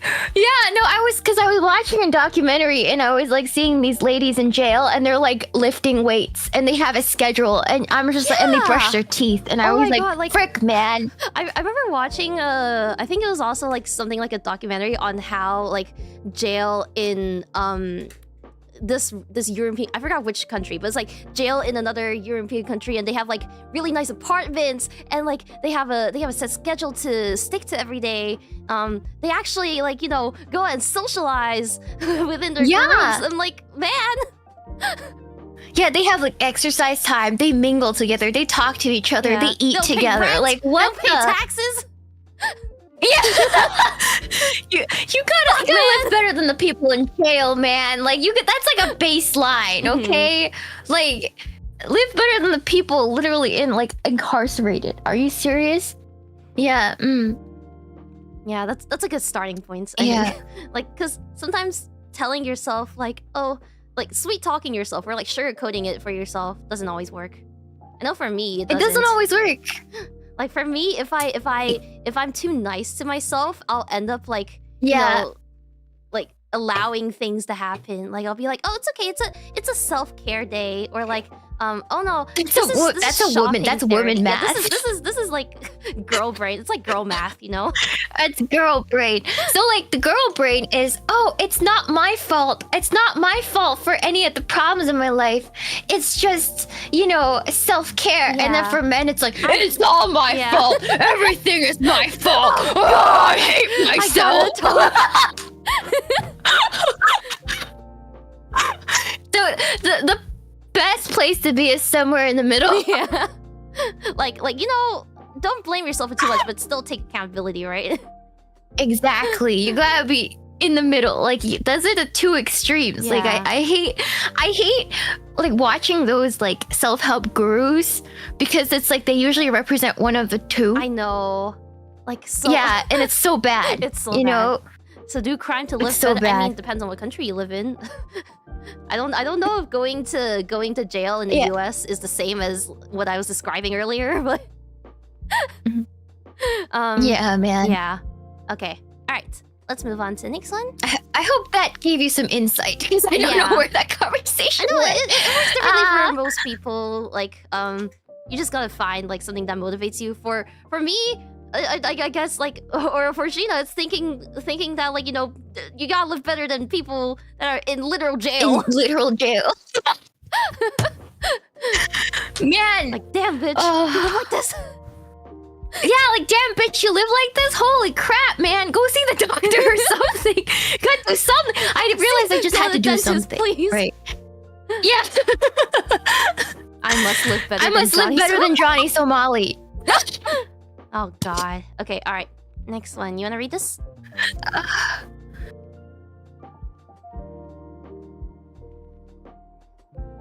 Alright. Oh wait, are you reading? Am I reading this? You wanna read it? Okay. Dear Shiina and Rie, my dilemma I'm having is that the majority of the girls I develop limerence for and want to get to know better are the ones that are already taken. Just to be clear, I didn't know they were taken beforehand. It's just me being unlucky multiple times. I've reached a stage where I'm either going to crash out from society or improve myself to... Improve yourself? To become a homebreaker? That's crazy. Improve. The fact that you describe it as you improving. That's crazy. That's a crazy statement. That's a crazy statement, Anonymous. That is crazy. Oh my god. Okay. First of all, it's kind of awesome that you're around like stable married people all the time. Like that's a good sign. That's attractive. Yeah, it's a good sign that like the people you surround yourselves with are like mentally stable enough to hold relationships, right? That's awesome. Good for you. Good for you. You're just not looking for women in the right places. Honestly, it's like, what are the chances that like, you know, every single person you ask out is taken, right? Right? Like that's really unlucky. That's really unlucky. That's really unlucky. That means you just have an eye for like maybe like more stable people. Like stable. Ooh, okay, can I just say this? This is gonna sound a little rough if you're a woman. I'm sorry, plug your ears. There's a lot of girls I know who like get into stable relationships, and that relationship literally like is half of her mental stability. Yeah. I see like, that happen so much. Like, this bitch was crazy. And now she's like a perfect trad wife. Like, what the fuck are you? Right? That dick really fixed her. I know, like, seriously, I think the guy really fixed her, you know? It's crazy. It's crazy. Sometimes it's, I don't know, like, I'm not saying go date a mentally ill woman because I don't know, but like a lot of times it's like, this girl used to be crazy in my DMs all the time complaining about stuff and being mentally ill after she got like with somebody who loved her and respected her and she loves them back. Like, she's normal now. Yeah. She's fixed. Like, she's fixed. I don't know why or how. I mean, you kind of answer yourself. Someone who loved her and treated her like a normal human being, I suppose. Yeah, exactly. I don't know, but yeah, but maybe you're just gonna have to find like love in like diversify like an older woman or something. Your love income streams. Like, yeah, like maybe meet somebody. I don't know, like, it's so unlucky that everyone's married. It's but really like hard to at this tell point here because like it's down to luck at this point. At that point, you're just unlucky, man. I don't know what to tell you. On, like, you know, like dating apps or whatever, but like that's a whole other cesspool of. Oh God. Yeah, I don't know, man. I don't know. Yeah, maybe it's time to find a hag. It's time to find in a like hag. in like a 30+ go dating like, event go like or something. Dating or something. On a blind date. Yeah, or like ask if they're all married. They have to know somebody who's score single, despite right? the goalkeeper. I do not recommend that. Okay, you know what? You know who else is a homewrecker? Ariana Grande. She I heard fucked someone's husband and then sang a song and then released a song called "Break Up with Your Girlfriend." I'm bored. That's what crazy. the frick, man? That's crazy. That's crazy behavior. Don't do that. Oh my god. Or maybe. Okay, alternatively, get to know the other guy and who knows, maybe he's open to like a poly relationship. But like okay, here's the thing. I think in that situation that guy will always be like the main husband. That's true, because they're first. It's not like how it is in fanfiction. Yeah, you're literally just like side meat. Side meat. Like, just can I have order of husband with some sausage on the side? Like, is that what you want to reduce yourself down to? Oh, the sausage on the side? Yeah, from what I've heard about poly relationships, it can either be like a really like close bond, or it's just like, you know, the main couple and their side chick or something like that. Yeah, like, isn't that what that is? Like, you're just like a side dish. Like, why would you want to be somebody's side dish? And I don't know. Maybe I don't believe in poly relationships. That's just me. But I'm like old, so like, don't listen to me if you do. I've never met just my opinion. anyone in a poly relationship that actually worked. That's the thing. That's the thing. They're either like in a cult or like some sort of sex cult, I've never seen it actually work. It's either they're in a cult or they got groomed or something or both. Yeah. You know. Anyways. Yeah. To Anon, I recommend looking on like speed dating or re-roll with God. I think your luck is just like abysmal. Yeah, your luck is just abysmal. I mean, if you know a lot of married people, like maybe ask them if they can introduce somebody to you. Like, that's how a lot of my relatives got married. Like, they asked their like stable married friends to get set up, because usually stable married friends know stable married friends.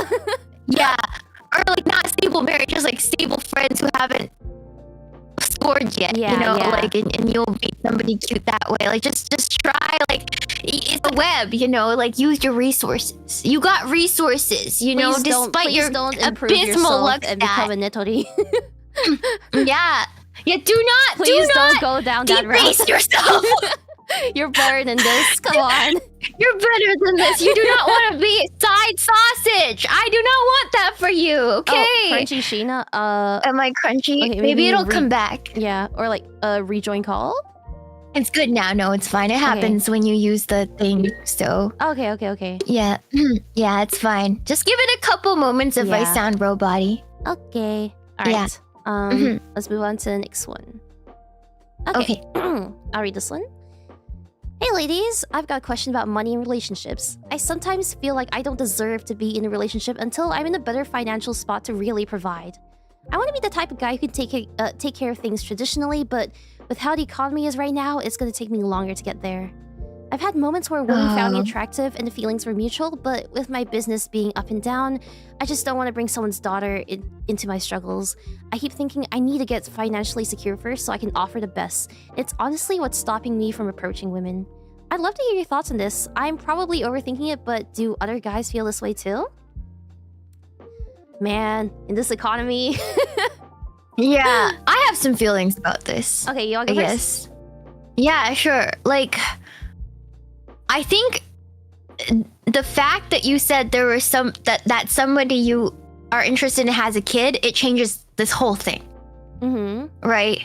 It changes this entire thing, right? Because if this girl did not have a kid, then my advice would just be, well, you might not be in a perfect financial spot right now, but you can, if you care enough about someone and she cares enough about you, then you can build that eventual goal of being in a traditional type relationship together. Like, they don't have a daughter, I know. But it's like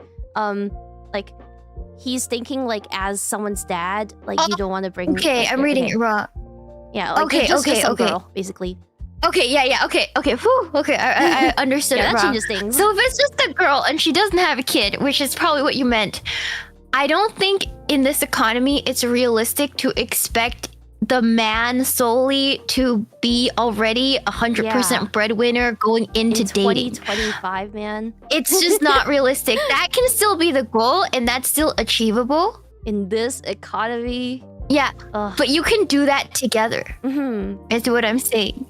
And like, you never know if the other person is like similarly minded, where they also want to like be able to provide, right? Or like you gotta see how they feel about this thing. If they're the kind of person that expects you to provide everything, then sure, maybe you can feel that way. But honestly, you're probably better off avoiding people like that anyways. They'll just leech off of you, and once they're done with you, it depends on what you want. It depends on what you want, because like, if you want a traditional family, the woman is going to do all the house things in exchange for your financial stability, right? And you as being the main man in the house. There's nothing wrong with that arrangement. Yeah, but you're right. The economy right now is way too hard for that to happen straight out of the, like, when you hit the ground running. It's not going to happen right away. It's going to have to be a goal.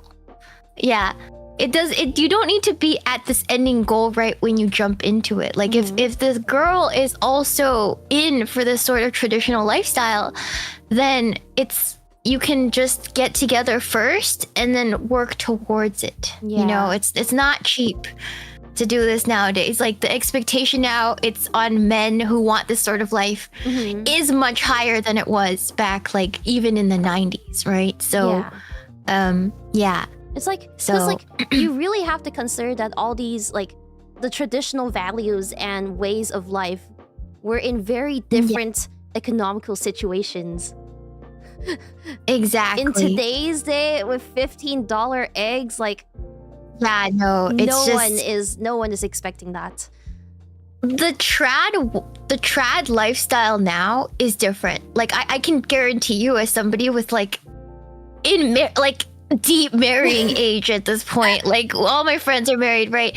And a lot of them are trad, and the definition that has changed, right? Like, yeah, the husband will earn earn most of the money, but the girl is still doing something on the side, like while watching the kid. Like she has a side business going on. She's like an artist or something. She's not completely like she just doesn't go into the office, you know, but she stays at home, does all the housework, has her little trad wife side business, and makes a little bit of money to help around the house. Like that's the model now, right? So like it's okay to like build towards it. Yeah, like to use it as a goal. But eventually she might not need to do any of that. You'll provide because your business might actually take it off like crazy. Like you might be able to, but it's not going to start out that way in this economy. Like you got to let that go. And the fact that you mentioned that, like, you know, like the feelings are mutual as well, right? So I'm assuming that like she, at this point, if you guys know you know each other well enough to like each other, then she knows that you have a business and like, you know, it's like self-made, right? So she probably already kind of like these other people, they already kind of have like an idea of what they're getting into, and they still like want to choose to be with you. I think that speaks for itself more, right? Like you probably should speak with them about, like, communicate with them about like what you're aiming for and why like you don't want to get into a relationship, or why you're hesitant. Because like you said, it's stopping you from approaching women, right? But from what you're from what you're saying, like these people are coming to you, like you're not like actively looking for them. Like these feelings are mutual. They're happening like simultaneously. So like they're attracted to you for a reason. And I don't think like just the fact that because your business could go up and down would be like a deal breaker for most people. Exactly. That's a really good point. Like if she really loves you, even if you had to live out a cardboard box, she'll be there with you. Yeah. Like I don't know. Have you ever seen like The Greatest Showman? I have. Yes. I love that movie, but it's like it's like that. Like people who really love you are there with you like through thick and thin, right? Yeah. You don't want a girl who's with you just because of financial stability. For some people, maybe it's a deal breaker, but like you don't. It's not like you want those people in your life in the first place, anyways. No. Like usually that arrangement is like you're only looking for a trophy wife. Yeah, or she's looking for a sugar daddy. And that arrangement is like, like the lifestyle if that's a lifestyle you want, like that, there's a trade-off for that, right? Like obviously with that arrangement, the guy and the girl's values are completely different from yours. You know what I mean? Like the girl who's looking for financial stability she's not even in your circle of choice. Right? At this point. So why think about those girls? Yeah. Yeah. You're looking for a girl who wants to work hard and have a traditional white picket fence life with you. Those are the girls that are in your circle. You're not looking the girls who want that like just for your money. Like I can guarantee you don't make the kind of money. Yeah, they're going after like people. Like, they're going after like the finance like bros, you know, like that actually already have like 5 Maseratis. Yeah, you know, and they're like already. They're just like they have different values, different set of like wants, needs, priorities. Yep. They're not gonna have kids because that'll make them ugly and therefore not gonna be able to be a trophy wife. You know? Yeah. They're gonna be like, it stretches me out, can't have stretch marks, you know? So like don't even think about ladies like that. Yeah, don't even think about those ladies because I guarantee you there's just you're just not in that income bracket. Like it's just not even that, but like it's just not your worry right now. You are better than that. Yeah, like that's what I'm saying. Like a lot of you guys are scared of these girls who are like, oh, they only want me for my money, and I'm just like, no, those girls aren't even looking at you. Look, listen, none of us make that kind of money. Like they're not looking at us. It's a harsh truth, but yeah.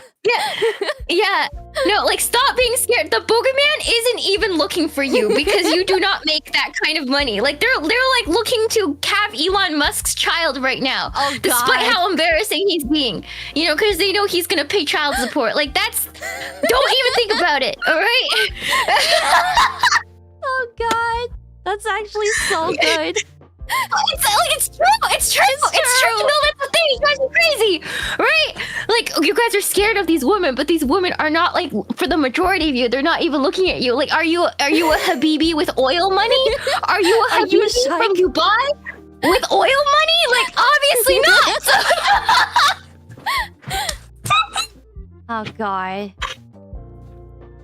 Yeah, basically, to this person, stop letting your fears and your insecurities hold you back. These people are interested in you for you, not your money. Exactly. And I know you want to provide, but that's just not like always feasible in this day and age. But it's something you can work towards together.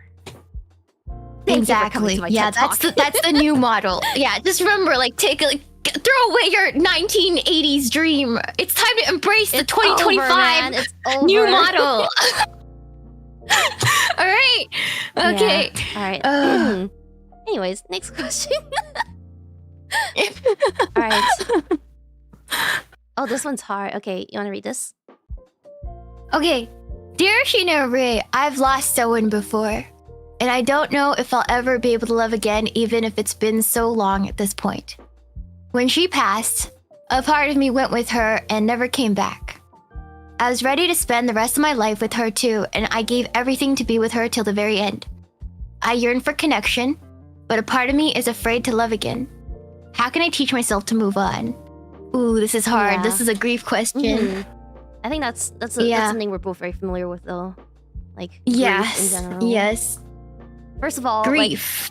Like, no matter how long it's been, like, that love that you had for this person, and it sounds like you had a lot of love for her, it always stays with you. So, like, I feel like moving on completely is not always feasible. Like, it's not how therapy pictures it, okay? It's not how therapy puts it. Like, you can just move on, right? Because with someone that you love this much, it's almost like cruel to move on completely, to like put that all behind you and move straight on. But how I like to see it is like, you loved this person and they loved you too. They loved you more than anything else in the world, right? So they would want for, like, above all, for you to be happy. And what that happiness is, it could be like, you know, meeting someone else. It could be getting a pet or something, but they would want you to be happy. And as long as you keep that in mind with the next steps that you take, I think that's how you can teach yourself to move on. It's hard. It's hard because I didn't lose a life partner. So this is like really next level, right? Like, I lost somebody who was very like a parent, pretty much. I'm sorry. I lost a parent. Look at what the super chat just said. What? I want them to be miserable without me. Without me. Okay. God damn. All right. Okay. All right. Coming from someone named Show Me Your Butthole, I can get behind that. Yeah, you know what? That tracks. Yeah. that I love that energy, tracks. actually. I love being dramatic. That's so dramatic of you. Oh my god. Okay, you're saying? Yeah, but I didn't lose like a life partner. That's really, really hard. But I don't know how old you are.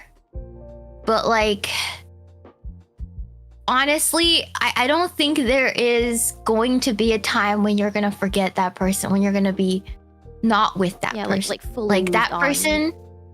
Yeah, she's always gonna be with you.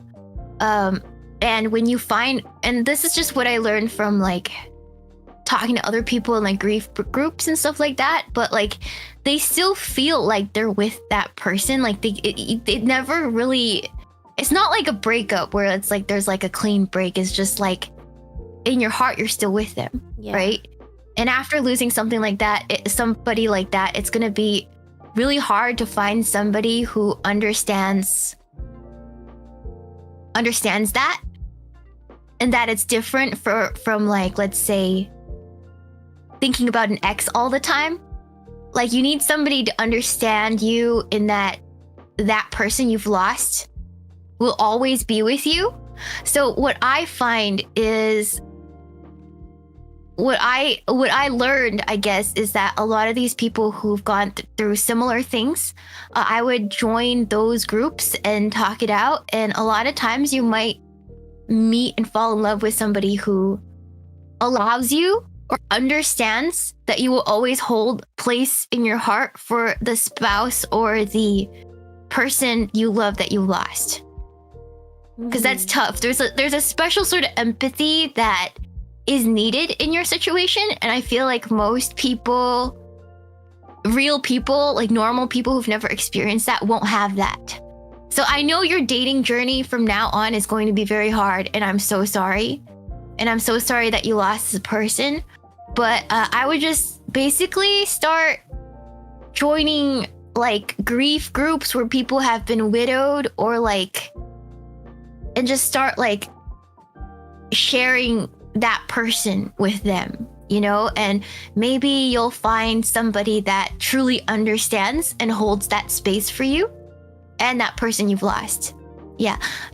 Learning from them as well and how they handle their pain will help you greatly, is what I find. But obviously that's gonna be a really hard journey for you. And like, yeah, I'm saying widow groups, man. Widow groups is basically your answer at this point. It might help you in your grief journey and find love, maybe, you know, as like a side thing. Yeah. Yeah. Sorry, I need also a moment. Podcasts. Yeah. Oh, it's okay. I'm sorry. No, I'm sorry. It's true though. Like I think that pain of losing someone to death is like unique. And I think a lot of us are still relatively young. A lot of you still have, your parents have never experienced something like that yet, but it's something that every human in the world will go through. And so, like, just know that you're not alone and that there are people that will be empathetic and understand you. You just need to go find them, I guess. And you will love again, but it's gonna look different. And from what you had, and that's okay. That's okay. You know? Yeah. Listen to me, Ma. She has very wise I'm words. sorry if that's not deep. I don't know the answers to the world, but I did lose someone, and that's my advice to you. Yes. Yeah. Sorry, Discord. I had to mute to blow my nose. It's okay. Yes. Wise Mima. Yeah. Honestly, I never thought about joining support groups before. I always thought those were like kind of cringe. Or like pity parties that like you just like wallow in like self guilt or whatever. Yeah, no, I the reason I know this is because I listened to like a lot of grief podcasts after that's probably better for like if you're an introvert. Yeah, and then there was a lot of stories of husbands losing their wives to like illness or an accident, right? And a lot of these stories are about how they found love again. So maybe you'd find some solace in that. But a lot of times, like 80% of the times, they joined a grief group and they met somebody else widowed that they fell in love with, you know? So it's possible. It's possible to do both things, you know? So I just want to like encourage you to do that. Yeah, and just know that like you don't have to feel guilty about like, say, like replacing your significant other or like finding someone else so it feels like you're cheating on them. Because like in the end, they're not here anymore. They can't like tell you their opinions on like how you live your life. Exactly. So you need to kind of like just you gotta assume it for them in their position and think about like what would they want for you if they really loved you.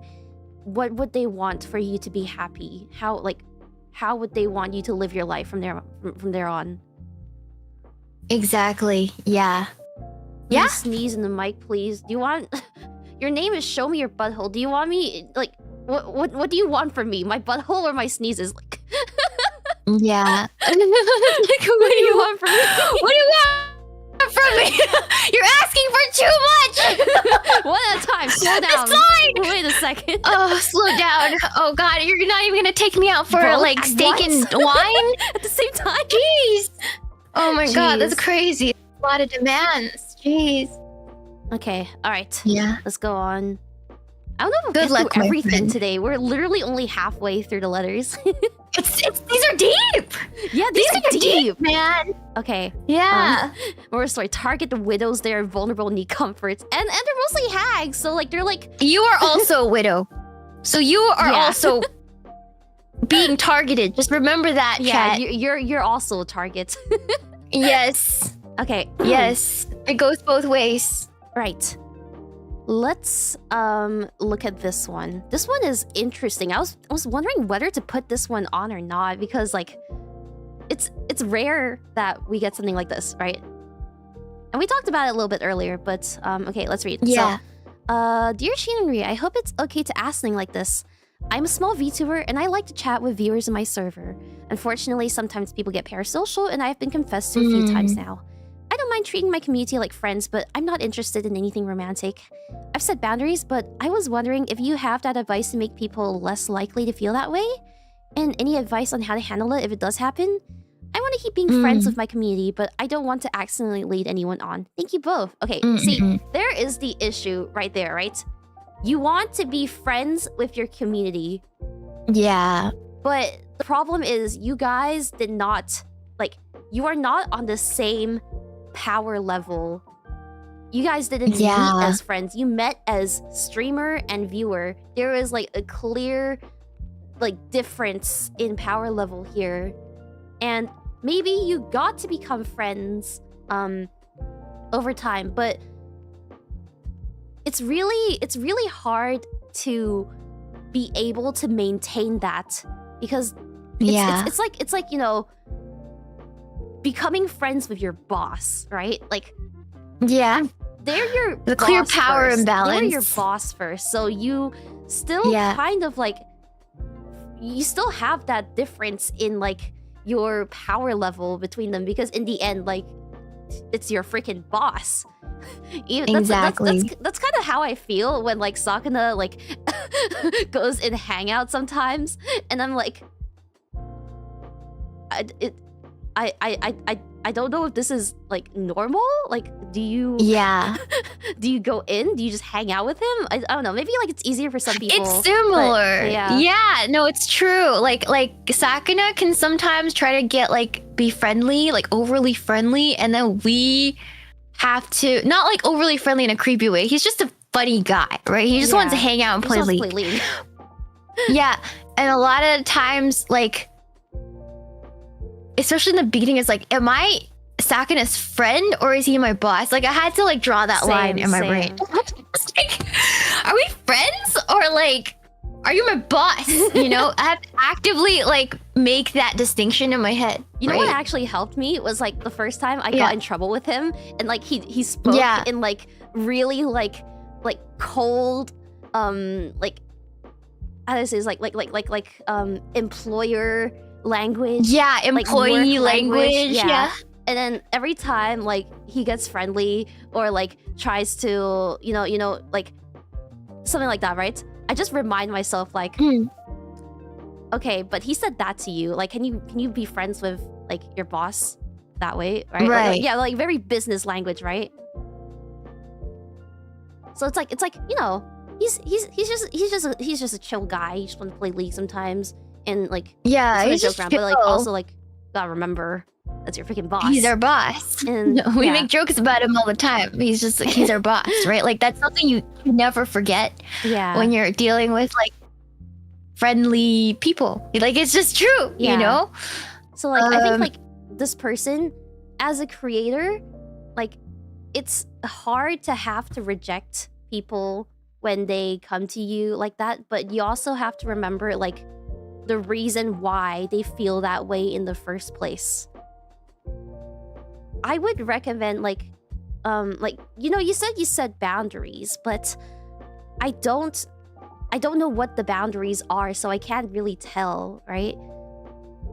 The only advice I can give you to, like, as you said, make people less likely to feel that way is to nip it in the bud in the first place. Find friends where you can find friends, and have viewers where you can have viewers. Like, separate your two, I guess, like, social groups. Yeah. Like, I never recommend, like, content creators becoming friends with their viewers for this specific reason, because there is such a... It's a different type of relationship. It is a completely different type. And like, the power imbalance can lead to some really toxic like feelings from both sides. Like I do have to say, like, as a content creator, like I respect that I'm anything the viewer wants me to be. Like that's, you can't control that. Like you can say stuff like, but I'm not GFE, you know, but that doesn't really mean anything, because whatever the viewer wants you like to be for them. Yeah, what they get out of your content is up to them. Like you don't get to decide that. You don't really have as much control over that as you might think, right? Yeah, or if you, so like as much as you want. Yeah. So like all you can do is continue to be a good VTuber, a good streamer to your audience, you know? And sometimes there's going to be misunderstandings, or people are going to take that way too far, right? But like, just know that like, despite you feeling close to them, just realize it's like a separate thing than like a real life person-to-person friendship. Like you can't consider them exactly the same, or else misunderstandings will happen, and I think they feel like they're encouraged to, or they're encouraged to like try to cross that boundary, if that makes sense, right? So you want to obviously create a close-knit community. And you know what's also dangerous from that? It's really dangerous when you consider people like your actual friends when it's a power imbalance, because then your community will become like everybody's jockeying for Smith streamers' attention. Like it's not a community anymore. It's like a really stressful situation where a lot of these people are not fans of you anymore. They're like battling it out for your attention, and it's really bad for everyone involved. So in order to be a good streamer, you have to be able to manage those expectations. It's very important as the streamer to manage those expectations and create a good environment for your viewers to be in. And if you cross too many boundaries with your viewers, it's gonna make it uncomfortable for everyone. And I think it's really important to do that. Yeah, it's important to manage that as a streamer. And that's just meta talk. I don't know how that makes me look in like anything, but like, as from streamer to streamer, I just want to be honest with you. Like that is really hard to do, but I encourage you to think about it more in that sense, just for everybody's sake, rather than what I want, what you think you want, right? Yeah, like imagine that they're small VTubers, so like I can understand, like, you know, wanting to like make your viewers feel like they're closer to you so that they'll stay and like interact with you more. But then, like, you know, me and Shiina, we've also been there. Like, we've been there. I've made mistakes. Yeah, no, I've made mistakes. That's how I know, right? So, yeah, that's how we can like kind of like give you this advice that like it's best to differentiate that. Yeah, because it it really does not lead. In most cases, like 99.999% of things, like it's gonna end up in flames. Like there's gonna be drama, the server's gonna collapse, and like you're gonna want to quit. It's like when you ask your viewers to respect your boundaries, you also have to very clearly respect theirs, right? And if you're crossing that boundary for them, then they're gonna cross it back, right? So managing your community in this way is also a part of, like, it's the give and take between the streamer. Like it's a part of it. Like, you know, just remember that. Think about it that way. A lot of people don't talk about it like this, but it's kind of hard to talk about. Like, because it's hard without sounding without sounding like a bitch or something, right? Yeah. Also, someone said without sounding Shiina like is an evil all bitch. Our wife, mine. Yeah, but I just want to be honest, right? Like with you, because since you're pouring your heart out here, I want to be real with you. Yeah. Right. And also, what is a poopin' fartin' super? Poopin' fartin'. Yes, it's just it's the German way to say poop poop pee pee super. In my chat, they say, like, they just send poopin' fartin'. Yes. Wait, do you know the little German boy meme? Yeah. Like, Hans, what is this poopin' fartin' you sent to me? About? Oh no, little German boy, don't go into the cave full of weed. Oh my god, this is ein cave full of blunt smoking. I swear, European languages are not real sometimes. Yeah. Okay. All right, I hope that answered your question, guys. I think for the letters, we'll probably leave it here. Since we're like exactly halfway, we could do a second episode catching up on the rest of them. We could. It's getting a little late for you, I think. It's 3 hours. That's crazy. Okay. We'll do part 2, maybe. I don't know. I have time next week, but like, just tell me when you got time. Next week might be a little tough, but we'll schedule something. Yeah. Okay. No matter how much you think you may be different, you always end up being your Oshi's mistake. And no matter what, people will still want to be that mistake. Yeah, it's like the simp royale is not even a joke. I've seen it happen. It's not fun. So many times. Not even in like content creators, like even in like, say, like a friend server where there's one person who's like a little above the pecking order. Maybe they're like Twitter famous. Maybe they draw fan art really well, and so like people want to vie for their attention. Like it always happens. So yeah, and I think like from the perspective of the viewer, if you are joining a VTubers community or like a content creators community, and you feel like you're kind of like blurring the lines between like viewer and streamer to like friends, like you also have to kind of take a step back and analyze that for yourself and make sure, like, you know, is this something you're comfortable with? Because like some people like maybe they don't realize that it's bad for them, and they're like, yeah, I want this. Good for you. You'll learn in due time. But like You know what are some examples of the women who, like, the content creators who don't respect that boundary? Yeah. You're no longer like a normal streamer. You are like one of those internet e-girls. Yep. That's the difference. Like, because those girls cross that boundary so hard. They do that, and their and entire circle. Because they don't see you as a viewer, but they don't see you as a friend either. They see you as like a resource, like a piggy bank. Yeah, whether that's they actual thrive money in that or environment. attention or like clout, like people like that. And I'm not saying like this is what this VTuber is like, because like, you know. Yeah, no, I'm not saying that. But I don't want you to be mistaken. Right? It's very I don't want you to be very mistaken. adjacent to like what e-girl servers are like.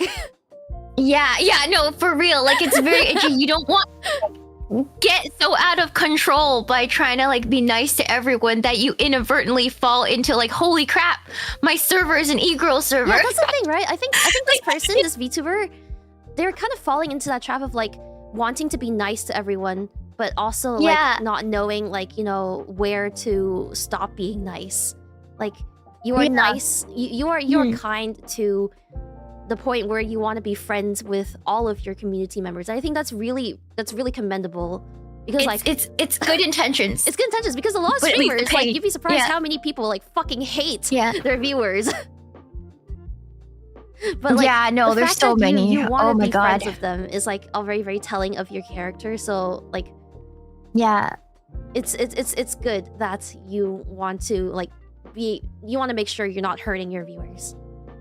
Exactly. You want to make sure that you're not hurting them with your good intentions. Like that's the part I had to learn. It took years. Took years. I hate the Beatles. Oh man, why do they keep having gay sex on my streams every single fucking time, man? Keep ERPing in my chat. So it's just like community management skills, right? Like they're friendly and they're kind of like friends, and you remember their names and you know their habits, but like you're kind of like, you can't cross that boundary because you're just, there's a power imbalance. That's all that is. You know? Mandatory, you know, ego funds. Are you friend now? That's the thing. That's how like those servers work, right? Like the moment you open your wallet for them, then like suddenly you're like their new favorite boy toy, and like I can see how like that kind of like serotonin rush can get to people, and then they keep trying to fight. That's why the e-girl industry, I don't even know if I should call it an industry, but like the e-girl like business model is so profitable, is because like they thrive on things like that, man. Just don't get e-girl chat. It's just so predatory. Like it's really like you're not getting anything out of that. You're just being put into an arena, right? Like a Spartan arena, and she's sitting up there watching. It's like the one you guys are fighting it, but she's only eyeing the one with the biggest wallet. That's how e-girl servers are like. It's like you don't want it to feel like that when your intentions are actually good. Like, right? Yeah, it's just it's horrible.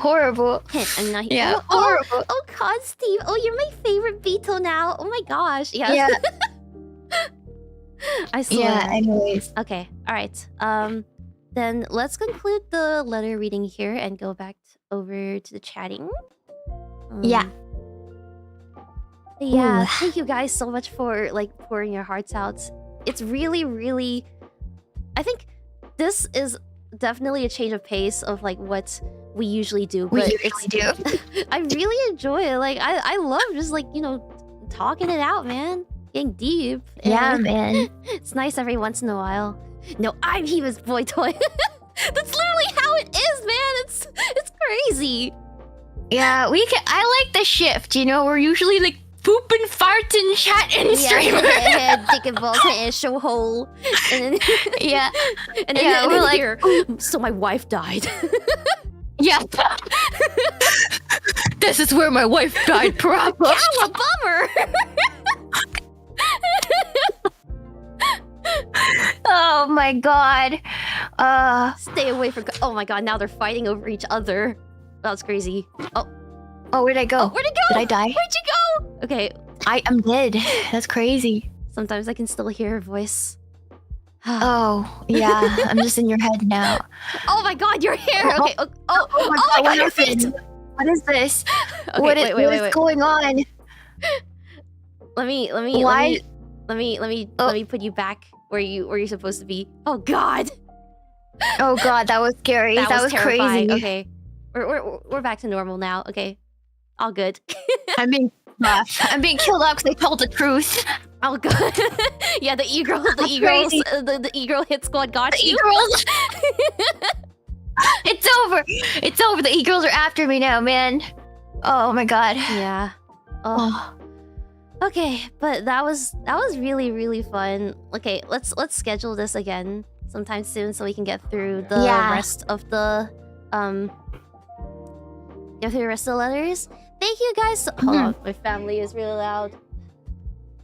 Sorry, give me a second. Okay, entertain the masses.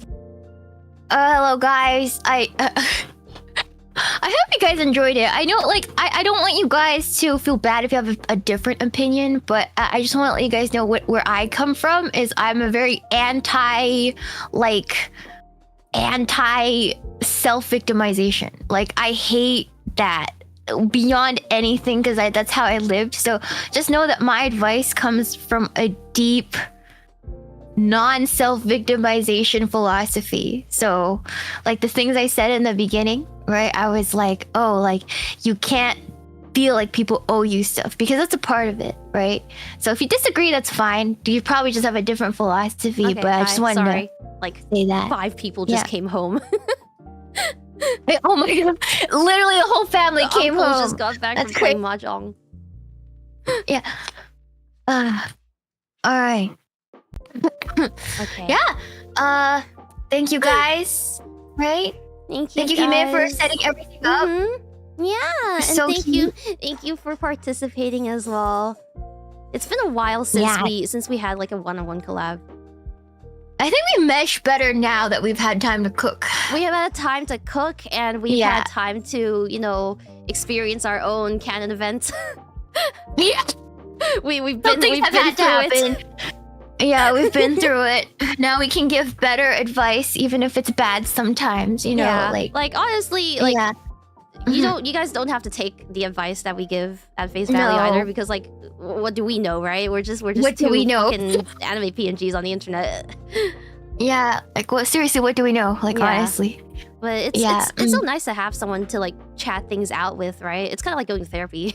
Like a lot of times, therapy isn't really about like fixing your problems per se, but it's just like giving you a place to talk, and through talking, sometimes you can gain some like insight, like you reflect on. Listen, I know you men are not going to therapy. Right?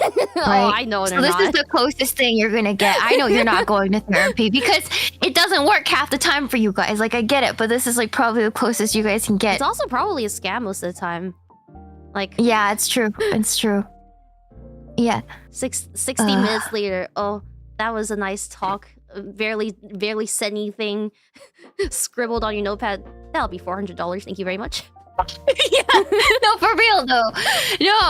No, for real. It's so bad, man. It really like is. it's just like yeah, I could have just gone to a friend. In this economy, yeah. Okay, thank you guys so much for coming to Dear Shiina Rie, the revival episode. It's been ages, and I've been dying to do another one of these.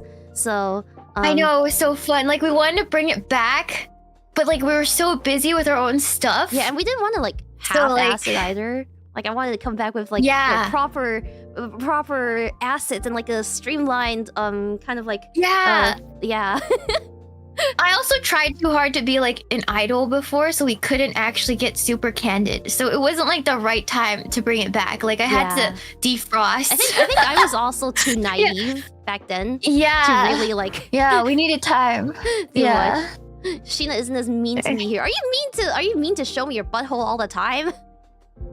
Yeah, always. I mean to like if I get a poo-poo pee-pee fartin like poopin' fartin like super chat, I will like give that energy back. Like I will literally like be a little bit mean about it, because that's like dude.